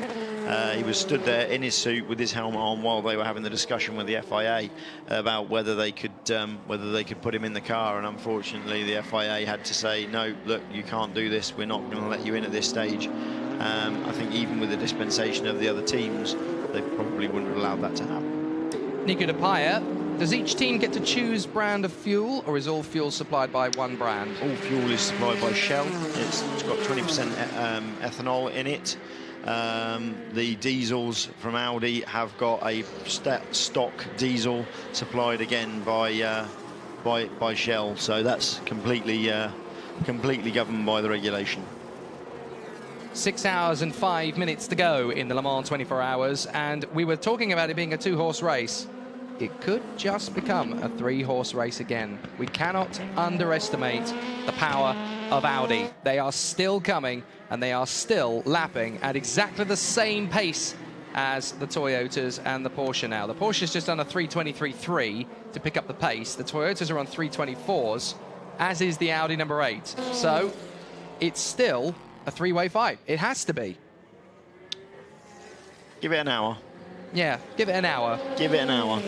Let's see where we are with 5 hours to go. I think that Audi's going to be back on the lead lap. Yeah, I don't think it's a slim chance. I think it's a very good chance, because that's an Audi. If it was any other car, in any other class, in any other fight, I would be doubtful by now, because we've got 6 hours to go. But that's an Audi. It's going to be back on the lead lap, and then it's going to get interesting. Then if you're Toyota, you're going to be starting to think about, right, okay, what do I do with my 2 cars? Do I cover the Audi and chase the Porsche? How do we do it? You know, they're going to have some difficult decisions to make, but the difference is Toyota have got 2 bullets in the gun. Audi has led 2 laps of this race. If they take the lead on the last lap, surely that will break the record for the least amount of laps a winner has ever led the Le Mans 24 Hours. I'm sure it probably would. That's absolutely astonishing, the story that's playing out here. Loïc Duval, Lucas de Grassi, and the third man. Marc Lieb's got the message, 3:22.5 on that last lap in third place. In the third place Porsche, so now chasing down, trying to close the gap to the Toyotas as these pit stops swing through. So Lieb on 52 seconds behind the leader, 21 behind Mike Conway. Conway does seem to be losing a decent chunk of time to Buemi. Buemi's just got it going, got it hooked up, and it's taken 30 seconds out of Conway so far in this stint. So it's a big gap. Conway just gives him a little bit of a response, but that's probably down to traffic through the first sector of this lap. But yeah, Conway 30 seconds lost so far in this stint. And he's just done a 3:27.2, so that's 4 seconds in 1 lap gone.